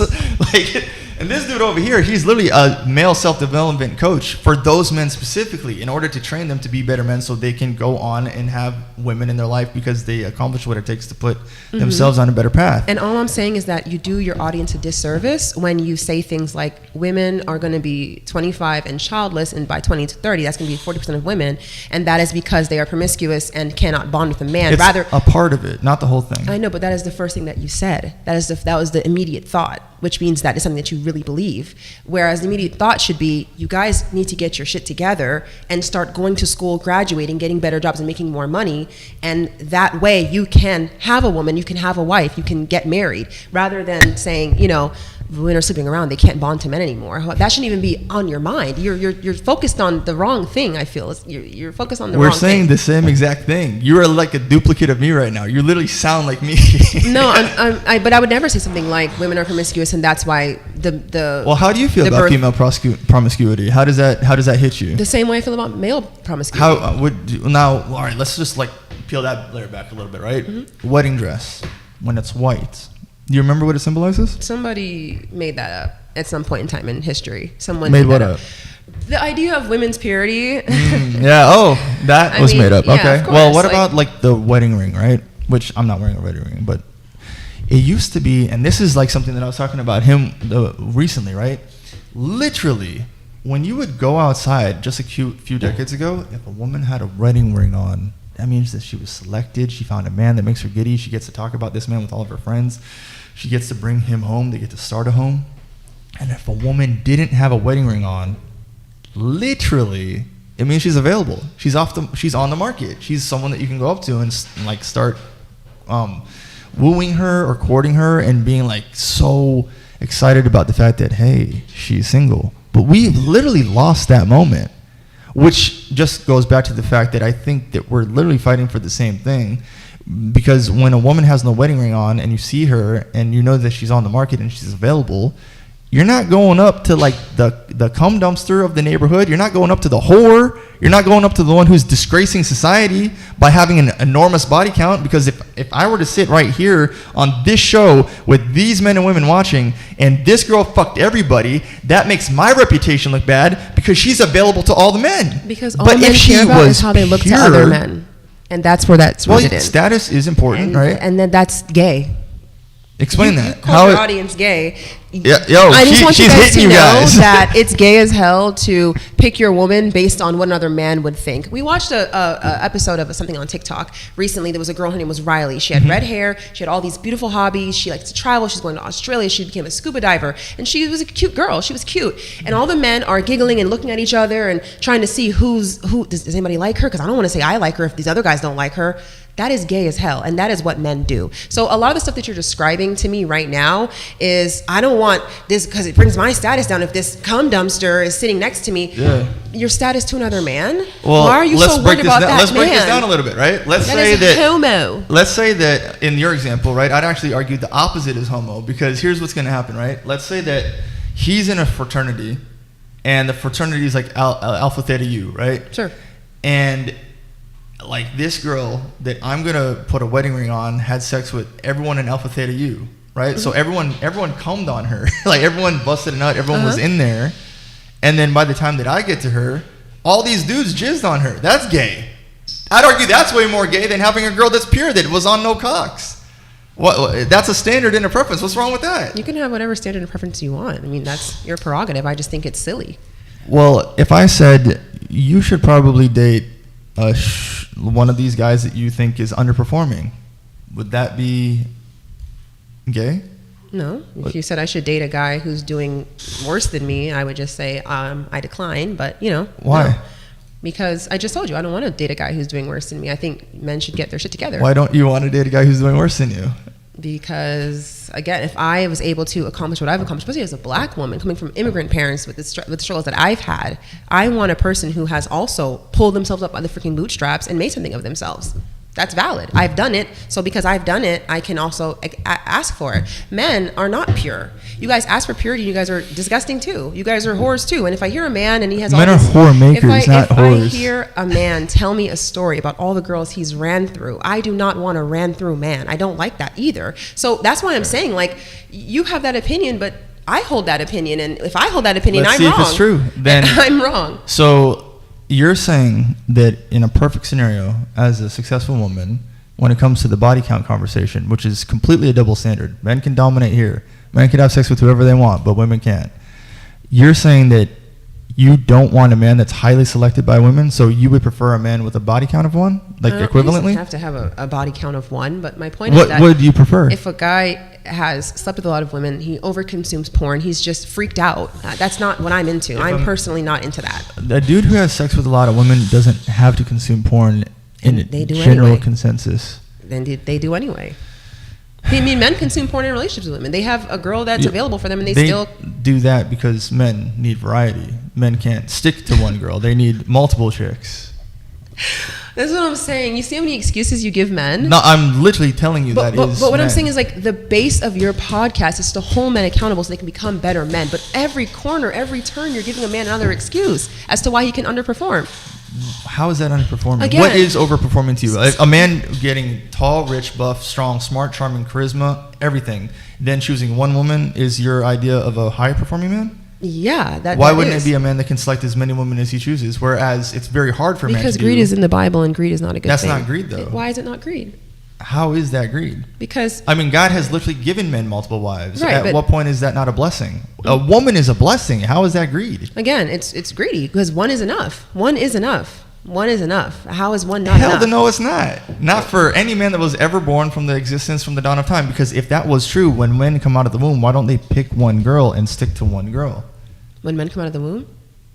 You mean like when they grow up and like when they're born? Like why don't they just stick with one girl for life? Why would a person who's born be able to choose one person to stick with for life? That doesn't make any sense. Well, why don't men choose one mate for life? Again, I don't know what you're asking me. That's what they do when they get married, right? That's the whole point of marriage. Well, you can marry multiple wives too, right? That doesn't really matter. It's just not a common thing. It's not common, but it's a forgotten thing. But it's still in the hardwiring of men. It's in their nature, which is why they're consuming porn, which is why they're cheating, because they want to have multiple chicks. That's the excuses that you do. You give them excuses by saying it's in their nature, and they're hardwired to look for multiple women when there's tons of loyal men who would never even look at another woman. Those men exist. So yeah, but those are the men that get cheated on by their wives, and it's an unfortunate reality that women's nature, right? Women in this scenario, when they realize that that man only has one source of sex and it's the girl, what do women do? They over leverage their sexuality as power, and then when they over leverage their sexuality as power, and a woman now has power, she becomes a horrible woman, and when she becomes a horrible woman, he's fucked because he's spending all his time pedestalizing this chick, and when he pedestalizes this chick, he doesn't realize that he has power anymore, and his power is really to just walk away and go get another woman. Again, so how are you? You make so many sweeping assumptions what is about the women. Excuse? No, you make a lot of sweeping assumptions about women, and unfortunately, we cannot have an intelligent conversation on this topic because I don't feel like you have an intelligent take. I feel like your take is rooted in facts that you make up and assumptions that you make up in your own head. Like you say, women, when they have power, they become horrible people. This is a sweeping assumption based in what? Based on Cleopatra, based on any woman who's ever been in office, for every woman that you could name that did something horrible, we could name 15, 20, 30, 40, 100 men who also did equally awful things. When violence is committed equality. When violence is men and women are not equal. When violence is committed in a relationship, domestic violence, it's normally usually the man, women. right? It's usually the woman every single time. Domestic violence is highest in lesbian couples. Domestic violence is usually initiated by women. Women usually hit first. Men, far and few between, are the first initiators of domestic violence. And gay couples have the least amount of domestic violence. Okay, so like I was saying, when it comes to domestic violence, who's being killed? The man or the woman? The woman's being killed by her partner. The woman is in fear of her partner. The woman's apex predator is her partner. Who chose the man? We're not talking about that. People can. She chooses a killer. Who cares? Fuck her opinion. This is human nature, though. People can. Well, if her nature is so infantilized that she picks a violent man, that's not what I said. Fuck her opinion. You have to let me finish my sentence. Okay. So, like I'm saying, anyone can purport to be whatever they want to be. I can purport to be whatever I want to be, and I can get you in a relationship, and then I can become who I actually am. So the idea of who did she choose? She chose that man. You're acting like men can't just pretend to be something that they're not. They can pretend to be a good guy, and the entire time they're a disgusting criminal. They're a horrible person. They're violent. So what do you mean she chose the man? Can't people just pretend to be something and then be something else at the end of the day? Yeah, I don't know if you ever got a chance to understand frame, but we talk about frame a lot on this podcast, right? Frame is a man's ability to convey congruency. When he says who he is that man all the way through, right? So, like, if a girl goes out and she meets a guy on a dating app, and the guy says that he's a doctor, but she dates him, has sex with him, sleeps with him, and then finds out that he really works at McDonald's, he completely lied to her, used deception, and that is not frame. That's not congruent with who you are. So a woman's going to feel some type type of way about that because he completely lied about his status. That's very important to her because status is important in relationships and dating. So when a woman finds this out, sometimes there's cases on the internet where she'll repeal her consent after they've had sex and say, no, man, I was raped. This is completely bullshit. I shouldn't have been in this situation to begin with.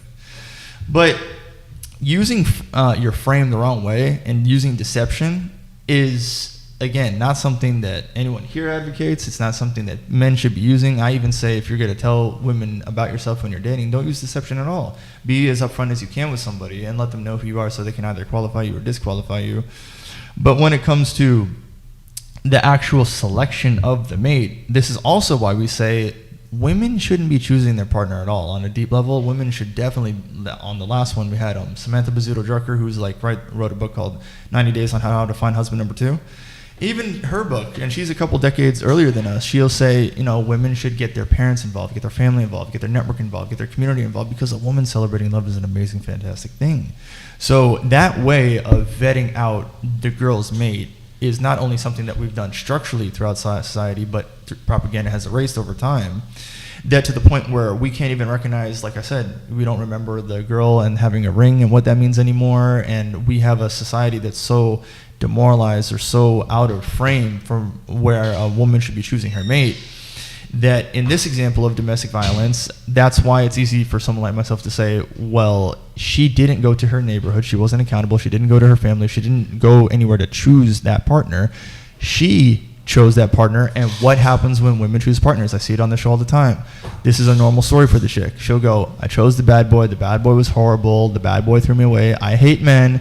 And then I say, I don't give a fuck how you feel because there was 1,000 good men waiting for you in your DMs, and you could have chose the good boy, but you wanted that bad boy. Unfortunately, again, like I said, I cannot have an intelligent conversation with you about this topic because you have too many sweeping generalizations that are rooted in nothing but I feel this way, and the facts are what I said. It's just what I think. That's ridiculous. I'm giving you facts, not feelings. There's no facts. It's all feelings. You feel that women choose bad boys. You have no facts that women go out and choose bad boys. Well, I said on this show, as an independent fact, I have women, if you watch playbacks, admit to me How that many? this has happened. 30 out of 3 billion, 4 billion on Earth?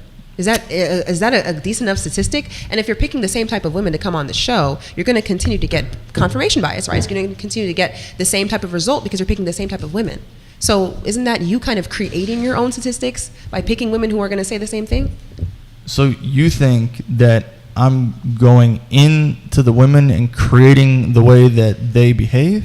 I think that if I see a guy wearing basketball shorts and Crocs and another guy wearing basketball shorts and Crocs, another guy wearing basketball shorts and Crocs, and they're all 6'3", I can generally say maybe, hey, they probably all like basketball. And if I have a podcast and it's about basketball facts and I'm choosing men who look like that to come on the show or who act like that or who talk a certain way to come on the show, I know that when I bring up Steph Curry or LeBron or whoever, they're going to have a lot to say about that because I'm choosing that. So what I'm saying is, are you getting queer women, fat women, skinny women, straight, black, we do straight people white, only. Straight people only. white, all types of different races and ages and such like that to get an actual statistic, an actual fact based on a bunch of different groups of women? Or are you getting the same type of, because what I saw from the little clips I was watching was the same type of women on the show. So of course, if you keep asking the same girls who are all copies and pastes of themselves the same questions, you're going to get the same answers and you're going to develop these facts, as you call it, but they're not facts because this is not accurate. So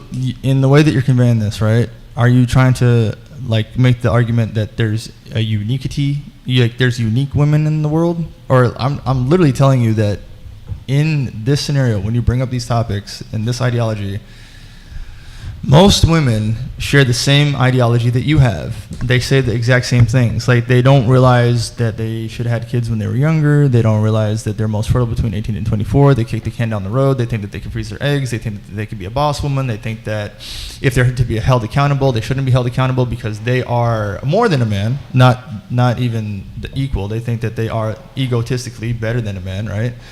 And that ideology is so common. It's more boring than seeing a Starbucks girl wearing Uggs. It is literally so pervasive that it's not uncommon at all to. And I'm intelligent be talking enough to about- not say stuff like that because I would never speak Well, for an entire give me, gender of Give me this people. intelligence. Let's Again, go. Let's see what you got. I've already done that in the past hour we've been on this podcast. I'm not going to speak for an entire gender of women, entire gender of men. I will not do that. I will not say all men are bad. I hate all men. All men are cheating liars. I will not say any of those things. That is an unintelligent thought. I was talking about that on my TikTok. You could say all, but we are having a generalized conversation about what generally hits. Even most. Are you capable of any having that general stuff. conversations? Listen, I don't. Because if you are, that's the easy way to go about describing what you're describing. Here's what we can say. Generally, women have boobs.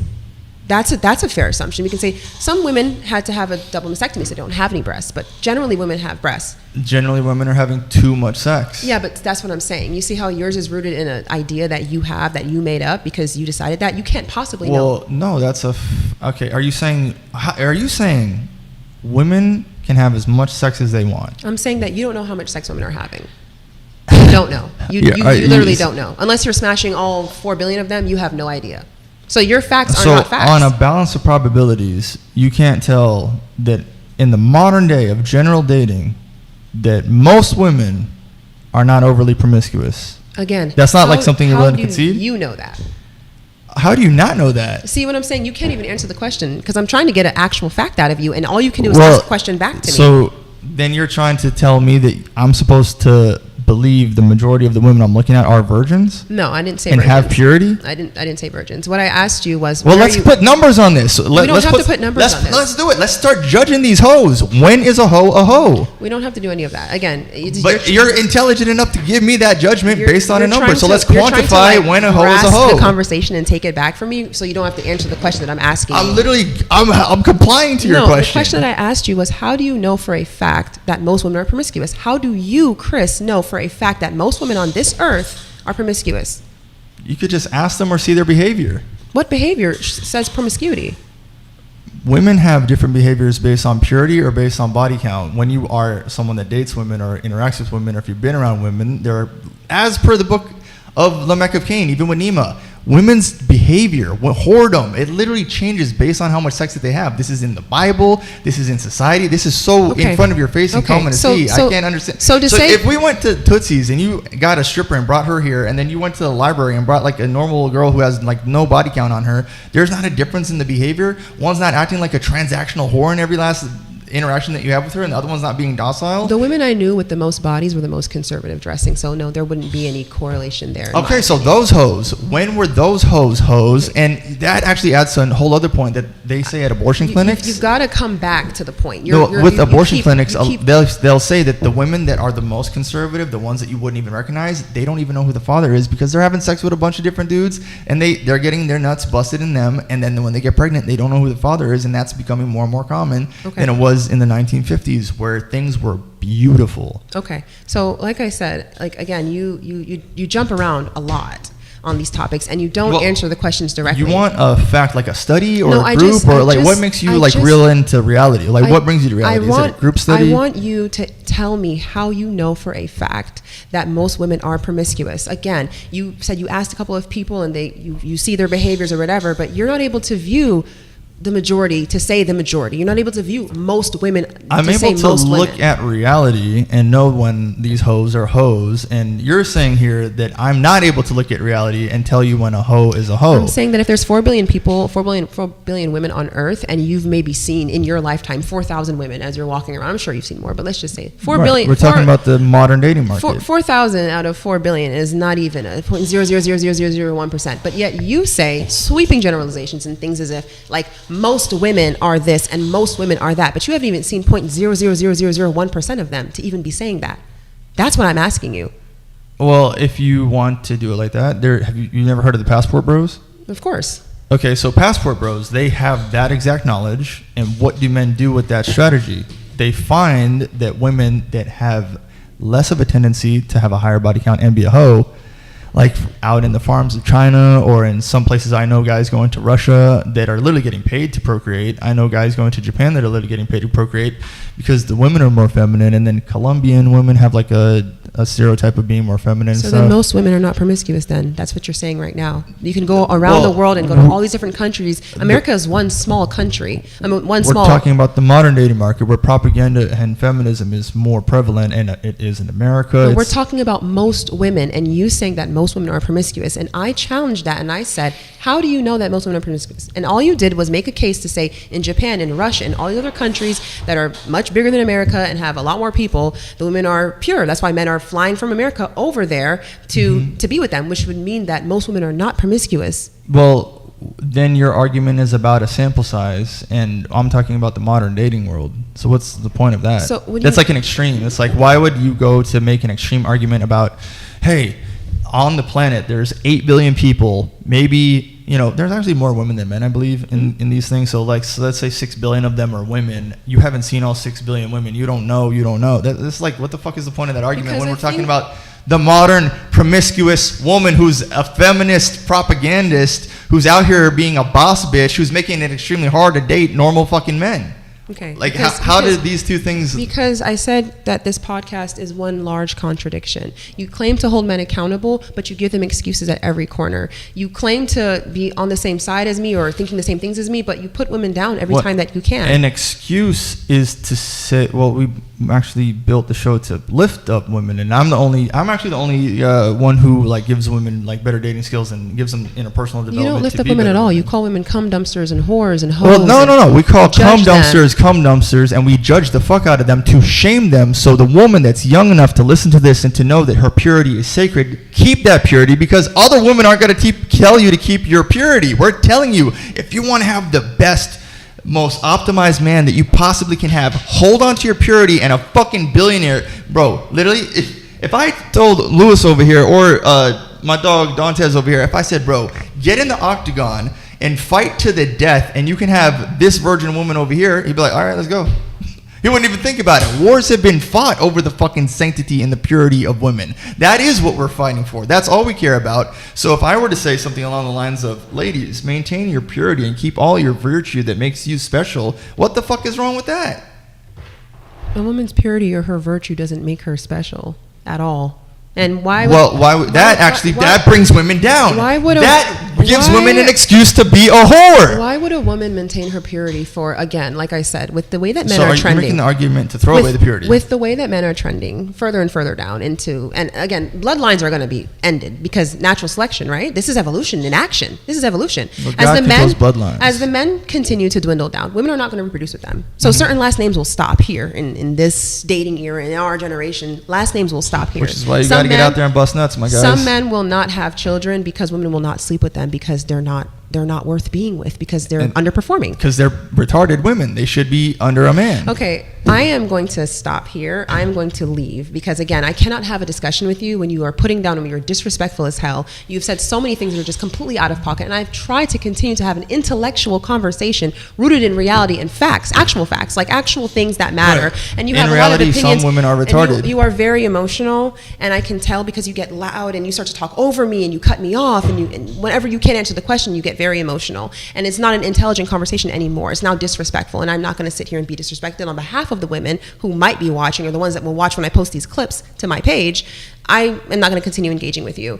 I think that, again, your audience would benefit a lot from some true accountability. But your argument is against purity, so there is no accountability the way that you make an argument. You're okay with hoes being hoes. Purity does not. Purity matters. When does purity matter for an 18-year-old woman? When does purity matter for a 19-year-old woman? Listen, your worth is not in how many bodies you have or don't have. That is exactly your worth. Your worth is in existing on this earth, being alive. You are 1 in 4 trillion as it is, and that is enough. Your worth is not determines your worth. A man does not determine your worth. A man completely determines your worth. A worthless man who's doing worse than you does not determine your worth. A man with 3 roommates and no car does not determine your worth as a homeowner who has an excellent job, who is doing well for herself, who probably had to come deal with a lot of more stuff. And not to mention the wage gap does exist, because I was working in a job and I'm a real person, right? A government job. And I had more experience than my male counterpart who was making more than me off the strength of absolutely nothing. It's just because he's a man. That's it. So as a person who lives and has careers, I can tell you that the wage gap exists. I see it all the time, and I've had in multiple jobs where someone who has less credentials than me, less experience, is making more money than me because they're a man. So, So 80 cents on the dollar is your argument, right? I'm not- But I don't I have- could literally debunk your argument right now. I don't need to be debunked by anything that you have to But say. it's super easy, you- because if you women speak are from cheaper than feelings. men, You speak from feelings. I'm speaking We cannot- only facts. we You are the cannot- one feeling feelings. No. I'm literally giving you actual No, sauce. I have a link tree with sir, it. sir, If women are Chris. costing less than men, why wouldn't we hire just women? Like I said, you talk over me, you're very loud, and you, again, have a lot of feelings, and you say, I think that, and this is, and most women, and all these sweeping generalizations that anyone who says most on men and women's side, we're talking about the Shearer Sevens and all the people who say all men cheat, all men this, all men that, they're just as bad as you, because you guys cannot make sweeping generalizations about entire populations and genders based on your feelings. Well, how specific would you like to go? We don't. The thing is, like I said about when I first came in here, is practicing like just not judging. It's like none of your business. It does not matter. The person that should decide whether a person is valuable to them is you. It shouldn't be what this guy over here or that guy over there will say. Oh, she slept with my friend, so you're talking to that girl Britt? Yeah, bro, she slept with my homeboy, so don't talk to her. You shouldn't be worried about that. If Britt nurtures you and loves you and speaks life into you and supports your dreams, and she got you a new light because your light broke, and she comes over and she helps you with your stuff and she cares for you, that should be all that matters. And if a man says, oh, she fucked my homeboy, all of a sudden it's like, oh, no, I know she's nurturing, caring, loving, kind, and wonderful, and is going to be a great mother, but because my homeboy said she smashed his homeboy, and all of a sudden her value's gone. That right there is ridiculous. And you're doing your audience a disservice by preaching that message to them, that all of a sudden the value disappears because of something so trivial as purity, which is made up. So, like I said, not made up. Look, like I said, we cannot, on the intellectual, we cannot have a discussion on this intellectually, topic. where's the accountability? Because if a woman has sex with a man before she gets a relationship from a man, then she has effectively cheated on the man before the relationship started. And if she's doing that, this is what I'm talking how about. are we going to determine her? This is what I'm talking about. I know this Her type of stuff. past history will determine her future outcome. This is very popular in the manosphere, and I am like the antithesis of the manosphere. And I knew that you were a red pill. I knew you were a manosphere concept, but I came here anyway because I wanted to see if we could have an intellectual discussion rooted in facts, actual stats, actual things like real life. But again, it is nothing but sweeping generalizations. I think that we you can cutting me off, and listen, you're I'm kinda speaking. I'm speaking. able to, No, like, I'm lock speaking. in. I'm speaking. Because when I'm talking, I don't want to be cut off. I want to finish my sentence. Again, we cannot have an intellectual discussion when you are making sweeping generalizations and saying these things and you're not basing them on any facts. There's no actual fact you can point to for half of the claims. No, 80% of the claims you've made since I've been sitting here. You're just saying stuff because you feel that way. You're doing that with the purity thing. No, I'm You not. can't answer when a girl's a hoe. You can't answer when purity Because matters none of because you said it doesn't matter. that stuff You is said not- my human value is determined by my actions. Sir, and it doesn't matter if I slept on my homeboy's dick. Like, that is craziness. That's delusional. That's outside of reality. That literally goes outside of, like, so what do you want to do? You want to have a conversation that's not generalized, it's specific about like a group of 3 people? How do you determine what is real and what is factual when you're having a conversation? Even what you're saying right now is just further proof that we cannot have an intellectual discussion. It's more further proof that your emotions would not be able to have an intellectual discussion, because if you're intellectual enough to go through your emotions, then you would be able to convey what you're saying to the point where you're able to do that. No, here's my thing, and to be completely, and I was trying not to say this because I was just trying to casually bow out, but you keep coming at me. You could bow I out. like I'm to not have like I mad like at that. I like to have discussions with people with an IQ that I feel like we can actually, you can see my point, I can see your point. But every time I make a point, you have another sweeping generalization about women that you just slap down on the table. You will contradict yourself in the same sentence. You will say in one breath, again, it's promiscuity that's leading to women being child-free. One component of many factors. No, but that's the first thing that you'll say, and then the next breath you'll be like, There's a third if you can get to it. Like I said, again, I'm not going to have you continue speaking over me and all the stuff that you're doing now. Well, you're making sweeping generalizations against my statements, but if you're more intellectual, you'd be able to like ask more questions and pull out more answers. An intellectual lets the other intellectual finish their sentence before cutting them off. But like, you're repeating the same things over and over. I'm not repeating the same things over and over. I haven't been able to finish my sentence one time in the past 10 minutes.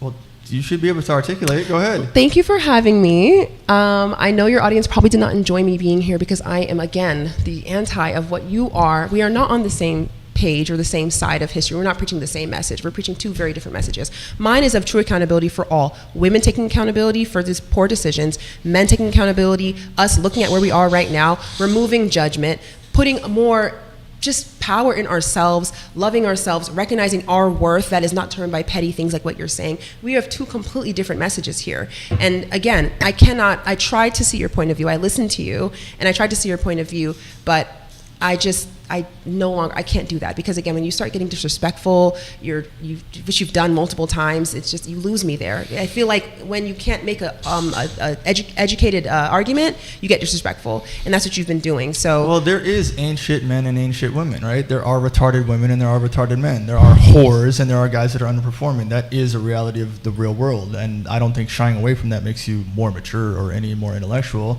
I think if you can't control your emotions about the fact that some men are stupid and some women are retarded, maybe you're too soft in your outlook on the world. But reality is going to slap you in real life no matter how you paint this picture. If you were to give the advice to women, which is very dangerous advice, that they can be promiscuous and that's okay for the culture, I don't see what kind of future you're painting for America when you're saying, no, your purity doesn't matter at all. That's not what I said. What I said was that argument, like if this is a page of arguments and we're talking about the biggest and then smaller issues in here, promiscuity being an issue with the culture of the future is this tiny dot out here. There's much bigger issues, such as, again, men on a constant decline. You guys are not performing, you're not making money, you don't have a job, you guys don't have a car, you don't have a house, and women are overperforming. We're overperforming because men are sliding down. So it's not like women are doing the most to be able to be outpacing men. Women are just naturally outpacing men because men are naturally doing worse. That is the bigger thing. You hone in on promiscuity, you honed in on a girl goes and gets 40 bodies in college. When you guys need to be really talking about, you guys, what skills are the people in the chat doing? What are you guys working? What certificates are you trying to get? How are you trying to, you're in tech, have you gotten, you guys need to be focusing on helping men level up as the main point, but you focus on this tiny dot in the middle, women's purity. That has nothing to do with the problems in the world. The problems in the world are that men are on a constant decline to the point where now women who started from way down here with no rights have now outpaced them. That is the message. That should be the message. But your message is this tiny dot. I'm not preaching go be promiscuous. Never in my life have I ever preached that, because that's just not my stuff. I don't care what a person does. That's my bigger message, is do whatever that makes you feel happy, do whatever you want. And I talk about this right here. Like society is in a decline because men are in a decline. And it's a patriarchal society. Right. So that's what and talk about violence against women. Violence against women, which is a big issue. I mean, that's a huge issue. That's what's more important. It's really not. It's not a huge issue. Okay. There is not a whole lot of violence against women, and we have a link tree for that. What's let me just go ahead and say, right before you go any further on this, with these points that you've made these points a couple times throughout the show, right? And to agree with you, I keep saying, I don't know why you think that is the message of the show. The message of the show isn't about women's purity. That's just a factor. Okay. If that's triggering for women and yourself, we don't care how you feel. That's your past decision. I'm not triggered, just so you guys know. I'm not triggered at all. Well, then there shouldn't be an issue with me saying your body count does matter in factoring in a relationship for women dating. retarded and cum dumpsters and whores and all these other degrading terms. You can't define when that does happen. Like, when is a man a loser? When is he broke? Like, when is he just an ain't shit man? Like, what number does he make in money where you can't date that guy? It depends on where you live. $10,000 a year? Can you date that guy? That could work in Mexico, yeah. That could work in Here in America, in Fort Lauderdale, would you date a dude making $10,000 a year? A guy making $10K a year is probably not dating. Right? Yeah. So what's wrong with saying that? That's fine, right? That's a fact. That's a quantifiable fact. Okay, so a girl who's out here fucking lots of men probably isn't relationshiping, right? That's not a quantifiable fact. It's just not. Okay, what kind of fact is it then? Because there are women doing it, right? There's tons of women who are having... when is it quantifiable? Because Michael Sortain has an entire podcast about quantifiable data, and it shows a statistical... It shows you all the statistical data about how there's outlier women, there's whore women, and then there's women with low body counts, and the one with low body counts always pair bond the best. That's just like a normal fact about women. But to make it such a big point, doesn't have to. You're talking about all the solutions. We have a crypto specialist in here. We have a lifestyle coach specialist in here. I myself put together couples, and in the context of dating, these things do matter. But as far as solving the world's problem and uplifting men and getting education to be a better place and develop better individuals, we have episodes where we do that as well. Right. I'm just saying that my message of, again, practicing non-judgment, minding your own business, finding value in people based on what you believe, that you are a powerful person, you are an intuitive, discerning person, and you deserve to believe in yourself enough to know that you can choose a partner based on, again, she's nurturing, she's loving, she's loyal, she's kind, and it should not be negated by some guy over there saying, she smashed my homeboy. That is what I'm saying. That is silly, and that's hurting men. And now men are feeling like they need the most pure girl and all this other stuff, and they're not finding that. So now they're like, oh, you're below me, and it's just way too much ego in the dating pool, and you're feeding it. I wouldn't say that's Listen, actual mentality. I have to go. No, you can yes, go. I have to go. But what you're saying is a bunch of parts. You're not connecting the whole. And I don't have time to do that, because every time I try to do that, you cut me off, you talk loud, you say some slur about women. It's just too much.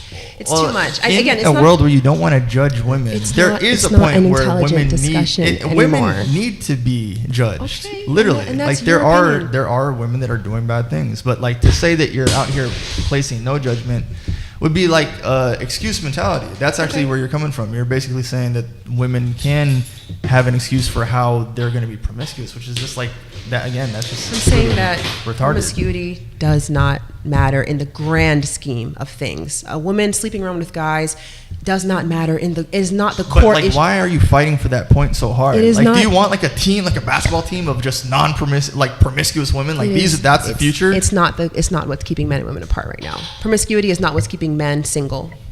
That's what I'm saying. And if you're trying to help men get into healthy relationships, that's a part of it. It's not. There's zero. So it's okay. Women should just sleep with whoever they want. Like I said, and that's promiscuity is not keeping men single right now. So you focus on that. It is a factor. It is not a factor in any way, shape, or form. If she pairs bonds to one guy, then she's in a relationship, then the whole dating market is solved. You can't speak for pair bonding when I just told you, like most porn stars are married. They're pair bonded to their mate that they're married to, and they are a porn star as a career. I love this extreme example. That's outside of normal reality in the dating market. But in this extreme example, that is not the best argument for how society is currently running today. What I'm saying is that men are not single because women are promiscuous. And like you saying that. Why are men single? Again, because women are choosing not to date men that are doing worse than them. So your biggest message should be self-improvement. So what men are the women choosing? The women are choosing community. They're choosing to not date. Like me, I'm not dating. I'm not even in the dating women pool. Going their own way. No, but the other women, right, that are dating, what kind of men are they selecting for? Again, but like, is it a low tier man, or are they all sharing the same top tier men? No one's sharing anything. Top tier men, if such a thing exists. We're literally watching these women share these men. That's what they do. Share them how? Because when a man has a lot of money, power, resources that he's obtained that's attractive to women, he's not going to choose just one girl. But if a girl wants some fucking monogamy, the guy at Walmart is more than happy to offer it. Like I said, that's a very extreme example, and we can't exist in the extremes. This is what women do. Again, you don't know any girls that are dating like rappers or any celebrities? No. There's no blue check marks in your DMs right now from any celebrities that ever hit you up and said, yo, you're beautiful, and they want you to be one of the people that's with them? No. Like, you don't have like a whole roster of options waiting for you in your direct messages right now? No. Nobody wants to date you. I'm sure people want to date me, but I don't have a roster of messages waiting for me. My phone isn't going off all night of men texting me. I don't have a roster. I don't engage in that type of stuff. But like blue check marks don't end up in your DMs? Sure. Maybe there's someone with blue check marks, but you can pay for that now, so that doesn't really mean anything. Right, but there's no case of like high top tier J-Lo level women hitting up low tier men, right? Because women aren't attracted to that, but men are attracted to you, right? So men will absolutely go downwards in dating, but women will only go up. Well, why should women date down when men are supposed to be the leader? You can't lead from nothing. We're not telling women to date down. We're exactly. telling you to become what women are attracted to. But what are you making that point for then? Because you're confused at the intellectualism of it, and we're saying that the reason that those men at the top aren't selecting girls in general to marry is because he has so much abundance that he's having sex with her and throwing her away, but she's choosing to have sex and be thrown away, and she's not choosing monogamy. And I'm saying that this is one of those ridiculous manosphere, regurgitated points that aren't rooted in reality. The top tier men, very successful men, tend to have wives who did help them build along the way. They tend to be married too. That's not like it's like 83% of men, it would be, that are like married, and like the smaller percentage of men who are hoeing around having all these different women, that's the small percentage. But most men who are successful, that's what I'm saying. Who are successful in top tier for real, are married and partnered for life with one woman. And we're trying to get you to at least just that level, because most men aren't even qualifying for a date to begin with. So Right. most men never make it to that position, but a woman can choose any love life that she wants out the gate. As soon as she turns 18 years old, she can have anything that she wants. She can have any marriage, any home, any love You life mean an that she so attractive chooses. woman, because men are only into women who are attractive. You don't mean all There's women. that, but in general, women are born with beauty, and even the most ugly girl does well on statistically, like from dating apps, the Tinder stats that we have. Even the most ugly girls getting swiped on, but attractive men are not, because women are so picky that they only account for 4% of the people that are being swiped on for men, right? Men are 3 times the amount of women on apps. So there's 3 times more men than women on apps. That could be the That reason literally adds to the point. Yeah, but again- men are so desperate that they're using a fucking phone instead of just talking to a girl because they're scared You to. just changed the point. The reason why men are not getting swiped on, whereas ugly women are getting swiped on, is because there are 3 times more men than that women on the app. So that's why. That's the answer right there. Men are way more on apps than women. So of course they're going to get less swipes, and women are going to get more swipes. So that point is invalid. Well, a man will still have sex with an ugly girl. Sure. Like, there's no standards with men. They don't fucking We're care. not talking about sleeping though. We're talking about wifing her and making a life with her. You talked about how the top tier men. Yeah, you're probably okay. So men will definitely put women in 3 categories, right? There'll be keepers, sleepers, and sweepers. Keepers are the ones that you really care about. Sleepers are the ones that you're just having sex with, and sweepers are the ones that you sweep under the rug and you don't really want people to know that you're dealing with her, right?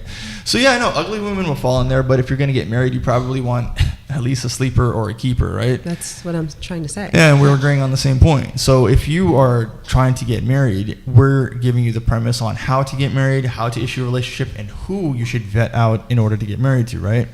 But we're saying that if you're going to vet out a woman, it's going to take a lot for you to do what's called, like, vetting in the Bible is called sanctification. Sanctification is when you take a woman, you put her aside, and you say, God, this woman is a very special woman to me. I'm going to put her aside and make her special until I decide to have unity with this woman or women, however this dude operates, right? So in that scenario, we're giving men the tools on how to look for a woman that's worth vetting. Now, in giving generalized advice... Worth vetting? Sorry, I don't understand what you mean by a woman that's worth vetting. A cum dumpster is not worth vetting, but a woman who's maybe respectful in the community, a woman who has a good history, a good past, who is some of those features that you mentioned, right? Someone that's willing to help you with the lights, someone that's willing to like come in and be a team player, listen to submitting to you, being a part of your plan. You put her on the plan because you're laying out what you need to do with her in a relationship because there's a structure to it. She might match very well with that guy because we're giving men and women the tools to succeed at the interpersonal dynamics of dating. And you're saying that the promiscuity is going to immediately disqualify her. For all those traits still exist. We're going to add promiscuity to that, and now she's disqualified for that man. You can't ask a woman how many men that she slept with, right? And men are operating in the dark in that way because you're never going to go like on a date with a girl and say, This is what hey, you're Sarah, not answering how the many, question. I'm literally answering your question. No, I mean, I want to. You can't know how many women a girl has slept with. No, that's not the question. The question was if the same traits you just mentioned that a high value man is going to choose in a woman, if you add promiscuity to that, all of a sudden that woman loses her value and the high value man should not choose her? That's what I'm asking you. 100%. Why would you choose a promiscuous woman? Okay, all right, okay. Yeah, so like I said. Can you explain to me why should a man, like imagine Why you have should a a son. promiscuous man- Explain it to your son. Like why should he wife a promiscuous girl? Why should a promiscuous man wife a promiscuous girl? Because y'all like, are the same. You're saying your son, you were cool with him marrying a stripper, like from Miami? If that's what he wanted to do. But that is saying that you don't care about your son. That woman's value in my eyes does not go down because she's a dancer. In the same way that a man who's completely freaked out, his value doesn't go down. I might not choose him. I might not choose a dancer, but the value of that person does not go down because hold on, Britt. they may Listen be to what you're saying. They may be loving, nurturing, loyal, kind, helpful, a family-oriented person who would take the clothes off their back to give to a homeless person who they give all their Saturdays away to volunteer work. But None of she that gets goes up in front of men, dances naked, None of collects money.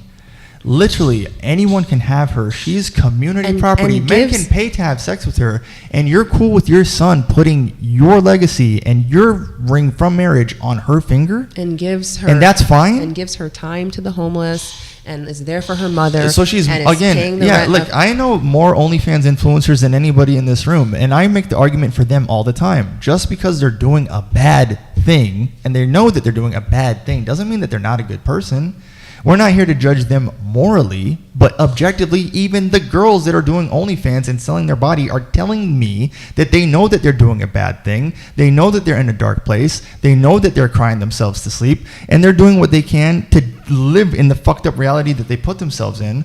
And I wish for them to be in the exact opposite place of what made them think that whoredom is okay. But for you to sit there and say that your son, the heir to your bloodline, can just be okay with marrying a stripper because purity doesn't matter is kind of like an extreme, almost, I don't even know where to place that ideology. It's so extreme that it goes on to say that, yeah, just because she puts cookies in the oven for you, maybe she'd be a good girl to be with too. And that's just not how vetting works. That's destructive information. What I said was, we already know that this person is a good person. You've already vetted them. You don't know they're a dancer yet. You've already vetted them and they're an excellent individual. And you're like, holy crap, I would love to have a family with this woman.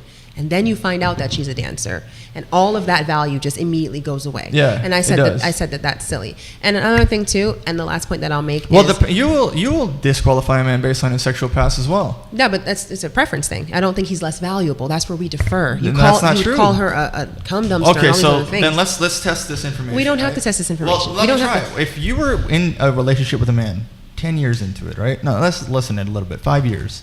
He's the perfect man. He's got everything that you need. He's got money. He loves you. He puts time into it. Anytime you want to go to Aruba or like have a vacation or whatever, he is completely invested in you, and you guys are going to create a wonderful family, right? You're going to have a white picket fence, the cats, the dogs, the babies. It's going to be fantastic. And then as you're figuring this out, you go into his room, and before the wedding day, which is the next day, like you guys have come this far, it's happening. You put the ring on your finger. You go through his phone, and you see Todd messaging your man. And Todd sends a sex tape of him and 5 other dudes having sex with him. How do you feel about that man now that you've seen him having sex with other men 10 years ago before you guys were about to get married? He's been treating me well and loving and caring and all of that for the past 5 years. That's enough time for me to know that he's not putting on an act. So who he is today is who he is today, and that's who I'm marrying. I'm not marrying him from 10 years ago. But you're cool with a guy having had sex with men, being submissive to men before you're going to spend the rest of your life with him. And I didn't know, and we've dated for 5 years, and he's been the perfect husband, in your words. He's been the perfect man for me. Yeah, perfect. Yes. But fucks a dude sometimes. That's what he did 10 years ago, not sometimes, where he's been committed to me, he's been monogamous and loyal and perfect. So I'm going to now disqualify him and throw away my future with my man because of something he did 10 years ago. People have pasts. People have a past. It's okay to have a past. Well, then this kind of opens up a whole different topic. It looks like that your mind frame is to say that I'm looking more for forgiveness, or I'm looking more for make peace with my past in order to have a better future. I want people to know that they have intrinsic value that does not go away due to past decisions or mistakes or whatever the case may be. Due to their current decisions, their intrinsic value remains regardless. That is all I'm trying to get across.